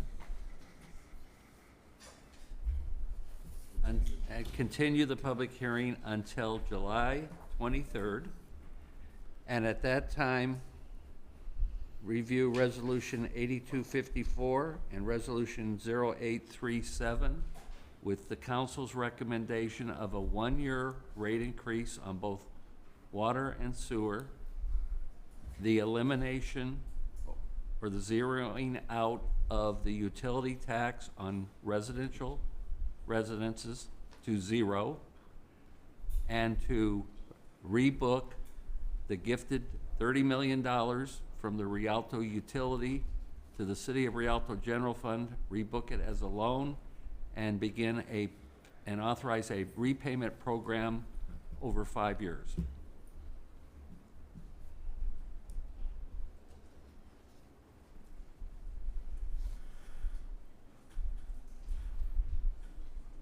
You need any more? No, thank you. Thank you. We didn't need to do a resolution yet because we're keeping it open. Huh? You didn't need to do a resolution because we're keeping this open until But that's the next, fine. okay. Okay. But I'm still gonna, since he named them, then I would still use the same numbers in the resolution for the 23rd. Okay. Who seconded? That was me. For him. Okay. All right. Any objections to the motion? Hearing none, the motion carries to next month. All right. Thank you. All right. Tab number 3. And I believe that's the chief. There, where are you? I'm all over. Flash Gordon or something? I mean, you were there. All everywhere. With my twin brother. Mayor Pro Tem and council, tab 3, if you recall, is just a reoccurring CAD and RMS agreement that I bring to you every year for us to continue. Move approval. Second. Thank you. Very good presentation. Any objections to the motion? Hearing none, motion carries. Okay, that concludes the business portion, and I have in front of us Miss Cynthia Alvarado. Did I get right? Alvarado Alvarez. I blew it. I'm sorry. What's going on in Rialto? Good evening, Madam Mayor, Mayor Pro Tem, and members of the council. Here's what's going on in Rialto. Movies in the Park will be this Friday, June 28th. We'll be watching Trolls Band Together at Flores Park. Fun starts at 5 p.m. The entire month of July is Parks and Recreation Month, and we have some really exciting things planned for our community. I'll go over that after we're done with these announcements. Our 4th of July celebration will be Thursday, July 4th at Jerry Eves Park. Park opens at 4:30. Fireworks start at 9 p.m. Swim lesson registration opens up Saturday, July 6th, 7 a.m. both online or in person. The Senior Park Takeover will be on Monday, July 8th from 11:30 a.m. At Rialto City Park. There will be live music and lunch for our seniors. Summer Camp Lemonade Stand will be happening on Thursday, July 11th at the Rialto Community Center from 12 to 1. Sunday Fun Day Senior Ice Cream Social will be Thursday, July 11th at Grace Vargas Senior Center from 2 to 3 p.m. Movies at the park will be showing Ninja Turtles Mutant Mayhem Friday, July 12th at Andresen Park. Fun starts at 7 p.m. Councilmember Scott, I'll need to know if you can hear me from the park again. Community cleanup. Be in my hood again? I will be in your hood again. Community cleanup will be Saturday, July 13th at 8 a.m. to 2 p.m. here at the Civic Center. Our Senior Jamboree Summer Camp will be Saturday, July 13th at Grace Vargas Senior Center from 10 a.m. to 4 p.m. Girls Volleyball registration opens up Monday, July 15th at 7 a.m. both online and in person. And our co-ed basketball registration opens up Monday, July 15th from 7 a.m. both online and in person. Movies in the Park will be Friday, July 19th at Frisbee Park. Fun starts at 7. We'll be showing Paw Patrol. Rialto Heritage Days will be held Saturday, July 20th at Rialto Civic Park from 9 a.m. to 1 p.m. Drowning Prevention and Safety Fair will be Saturday, July 27th at Tom Sawyer Pool from 9 a.m. to 12 p.m. And save the date for National Night Out, which will be Tuesday, August 6th, 5 to 8 p.m. And then Gabe, if you can put up the calendar for July. So this is what we have planned for our community the entire month of July. So there will be something planned for Monday through Saturday. We have a variety of things that will be going on. We will be rolling out our video to kick off Parks and Rec Month on July 1st. We'll also be releasing a challenge to our community for them to be moving, whether it be walking, running, swimming, riding a bike, and there'll be an app that they can log into, track all of their steps and activity, and the winner will get a free membership to the fitness center for a year, along with some other goodies. We are gonna try some glow-in-the-dark pickleball at Ferguson to just give you an example of some of the things that we have planned. You'll have Zumba out at the park on Fridays. There's just a variety of awesome things that'll be happening, and I'm really excited to be able to bring this to our community, so be on the lookout. Thank you. Thank you. Starting, anybody have reports they want to make? Raphael? Yeah, I just wanted to bring a couple things up. One is I'm still getting kind of some small businesses approaching me, having some difficulties with the permitting process. So I'll be kind of sharing those with staff, but I think there's a longer wait time for some of the permits than maybe what I guess some of our small business owners have been talking about. So I'll just make sure to get that information over to staff. Maybe you can help our small business owners. I had about 2 of them that were referred to me through a third party. But as soon as this is over, I'll get you the information. And also, I did make. Huh? Building permits? Yes, they're trying to open, but the inspections aren't. They're still processing the permits, and they're not getting the inspections. And it costs a lot of money when you're doing a startup, and so they're really trying to get some help from the city. But I will send that information over. I just wanted to point that out because I think every time we're up here, we talk about customer service and how important it is to our community. But specifically for small businesses, it's like the longer they wait, the more time and money that they are spending when they could be out there, selling their products. But besides that, I was able to make the movie night on Friday. It was a huge response with Never Stop Grinding. So they had a kind of movie night at the Tudor Park, and so I really kind of enjoyed kind of being with the community and seeing some of the things that they were offering. So I just wanted to thank Cynthia for that event. I did see a couple of booths out there, but it was basically a lot of enjoyment from some of the attendees there that night. Other than that, that's pretty much it. I did some other activities, but I just wanted to kind of wish everyone a good couple of weeks in the summer. We're not going to be here for the 4th of July, so I wanted to say happy 4th of July to everyone, and also a belated Juneteenth Freedom Day for our residents here as well. Thank you. Thank you very much, Mayor.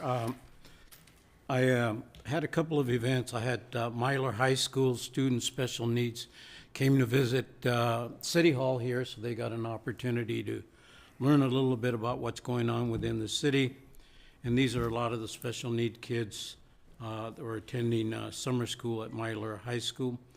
I attended the Juneteenth celebration Freedom at Ferguson Park. The mayor was there at that event. It was excellent turnout, not only by the community, but the vendors that participated. And I heard a lot of positive comments that people really enjoyed the event that was held there. And this was the second year that Juneteenth celebration was held at Ferguson Park. and hopefully we continue to do that every year. I attended Midpoint Community Clinic grand opening along with the mayor that was in attendance in San Bernardino. And also, last but not least, this morning I attended the swearing-in ceremonies for Anthony Vega, the new chief of police for the city of Colton. He was an employee of ours for some time, and we wish him the best of luck and congratulate him in his new position as the chief of police for the city of Colton. I know our chief of police, Mark Klein, was also present at that event, along with many of the other officers from the city attended the event this morning. It was well attended. It was completely full and crowded by friends, relatives, and the city itself in welcoming Anthony Vega as the new chief of police. And that concludes my report, Mayor. Thank you, Madam Mayor. The only thing I have tonight is I want to wish P.J. Park, the daughter of Chief Chief Brian Park, a happy birthday. Today's her birthday, and I want to wish her a happy birthday. Thank you, Madam Mayor. I attended the Juneteenth event. It was very well attended. I did get to have some of the mayor's cake and the cobbler, and you weren't there, so I had to eat some without you. Did you? Okay. It was actually really good, but very well attended. All the vendors had just. I mean, I went with the kids, so they were just having a ball with all the different vendors and all the snacks and all the other items that were being sold there. And also, Andrew was all excited with these race cars, and but overall very well attended. And I want to thank Cynthia Alvarado and the rest of the team for putting together such a great event. And as always, the community comes out and very well attended. I was talking to a lot of the people that were there, and come to find out there's people from Fontana, from Colton, from San Bernardino, from Moreno Valley, everywhere. And so there was a resident from Fontana, and she said, well, we don't have a Juneteenth event in Fontana. So I jumped on a FaceTime call with our mayor, Aquinetta Warren, and because she had the resident had some words that she wanted to exchange with her mayor in Fontana. Unfortunately, the mayor was at a conference in Chicago, so couldn't answer my FaceTime. Nevertheless, we did send her the video, and her constituent, her resident, sent her a very nice message, indicating that she also wants to have a nice Juneteenth event in her city. So I thought that was kind of funny. But other than that, that's all I got, Madam Mayor. Thank you. Well, I just want to also say it was a wonderful event. Thank you guys for coming out and being a part of it. I want to thank the police and the fire department and public works staff, as well as the park and recreation, Cynthia, everybody. Thank you guys. I was going to send a thank you card to the fire department. They presented me with flowers for my birthday, so it was amazing. We had 91 vendors that actually registered. I know because we have to get the special event permit of $5, but it was wonderful. And it's, again, I say it's sad when you have to measure success by not having any incidents, but it really was a wonderful event. Organizations gave out over 300 books at one of the booths, the National Council of Neighborhood Women, to kids. And the other thing I guess I would just share is that the only complaint was we didn't have enough food vendors. The lines were long, so that was if that was the complaint, that was successful. And so thank you for that, for just being there, everybody, and supporting us. That was a real good piece on our. Everybody loved seeing our law enforcement, our fire department, and everybody out there I think the only one thing sadly we had was in the very beginning, we had a little young lady. She tripped on one of our sidewalk. It was a lift, and so fire had to immediately respond. But that was it. I also wanted to say that I know that we were planning to have possibly a check presentation by our Congressmember Pete Aguilar, and it was going to be on 3rd of July. I just put a text into him earlier today to see if we can't reschedule that, because I think given that we have, like you said, some of us are not going to be there, and I think it was the day before 4th of July, so I'm waiting to see if we could possibly get that rescheduled. So that, from what I understood, we have 2 weeks that we're supposed to be finding ourselves on a vacation, so I just wanted to. As long as we don't reschedule the check coming in, we could reschedule the presentation anytime. Let's just not hold The out check's the in the money. mail, right? Okay, You know. yeah. So anyway, The I presentation don't know, committee. but I just asked that because I said, there's a lot going on, and, we do need to take a break on some of the things as well. So hopefully that will accommodate the others. Beyond that, I don't know if there's anything else that was warrant reporting on, other than everybody enjoy the upcoming 4th of July weekend and be safe. Anybody else have anything they would like to add? City Treasurer. Well, I'm back from my trip to Minnesota and back on my motorcycle ride. And then last week I flew back to El Paso for my second eldest brother who passed on June 5th. Oh, condolences. So, yeah, so Condolences to my last leg of the ride was through Councilmember Baca's home state of New Mexico. I left at 3 o'clock in the morning from Tucumcari and got home at 9:30 in the evening. So Okay. I was. All right. He's determined to be out Thank there you. on that road. Just be Yeah, safe, that's okay? good. So without that, anybody else? If not, I entertain a motion to adjourn. So moved. Moved by Councilmember Trujillo and seconded by Mayor Pro Tem Carazellis. Any objections? Hearing none, we're adjourned.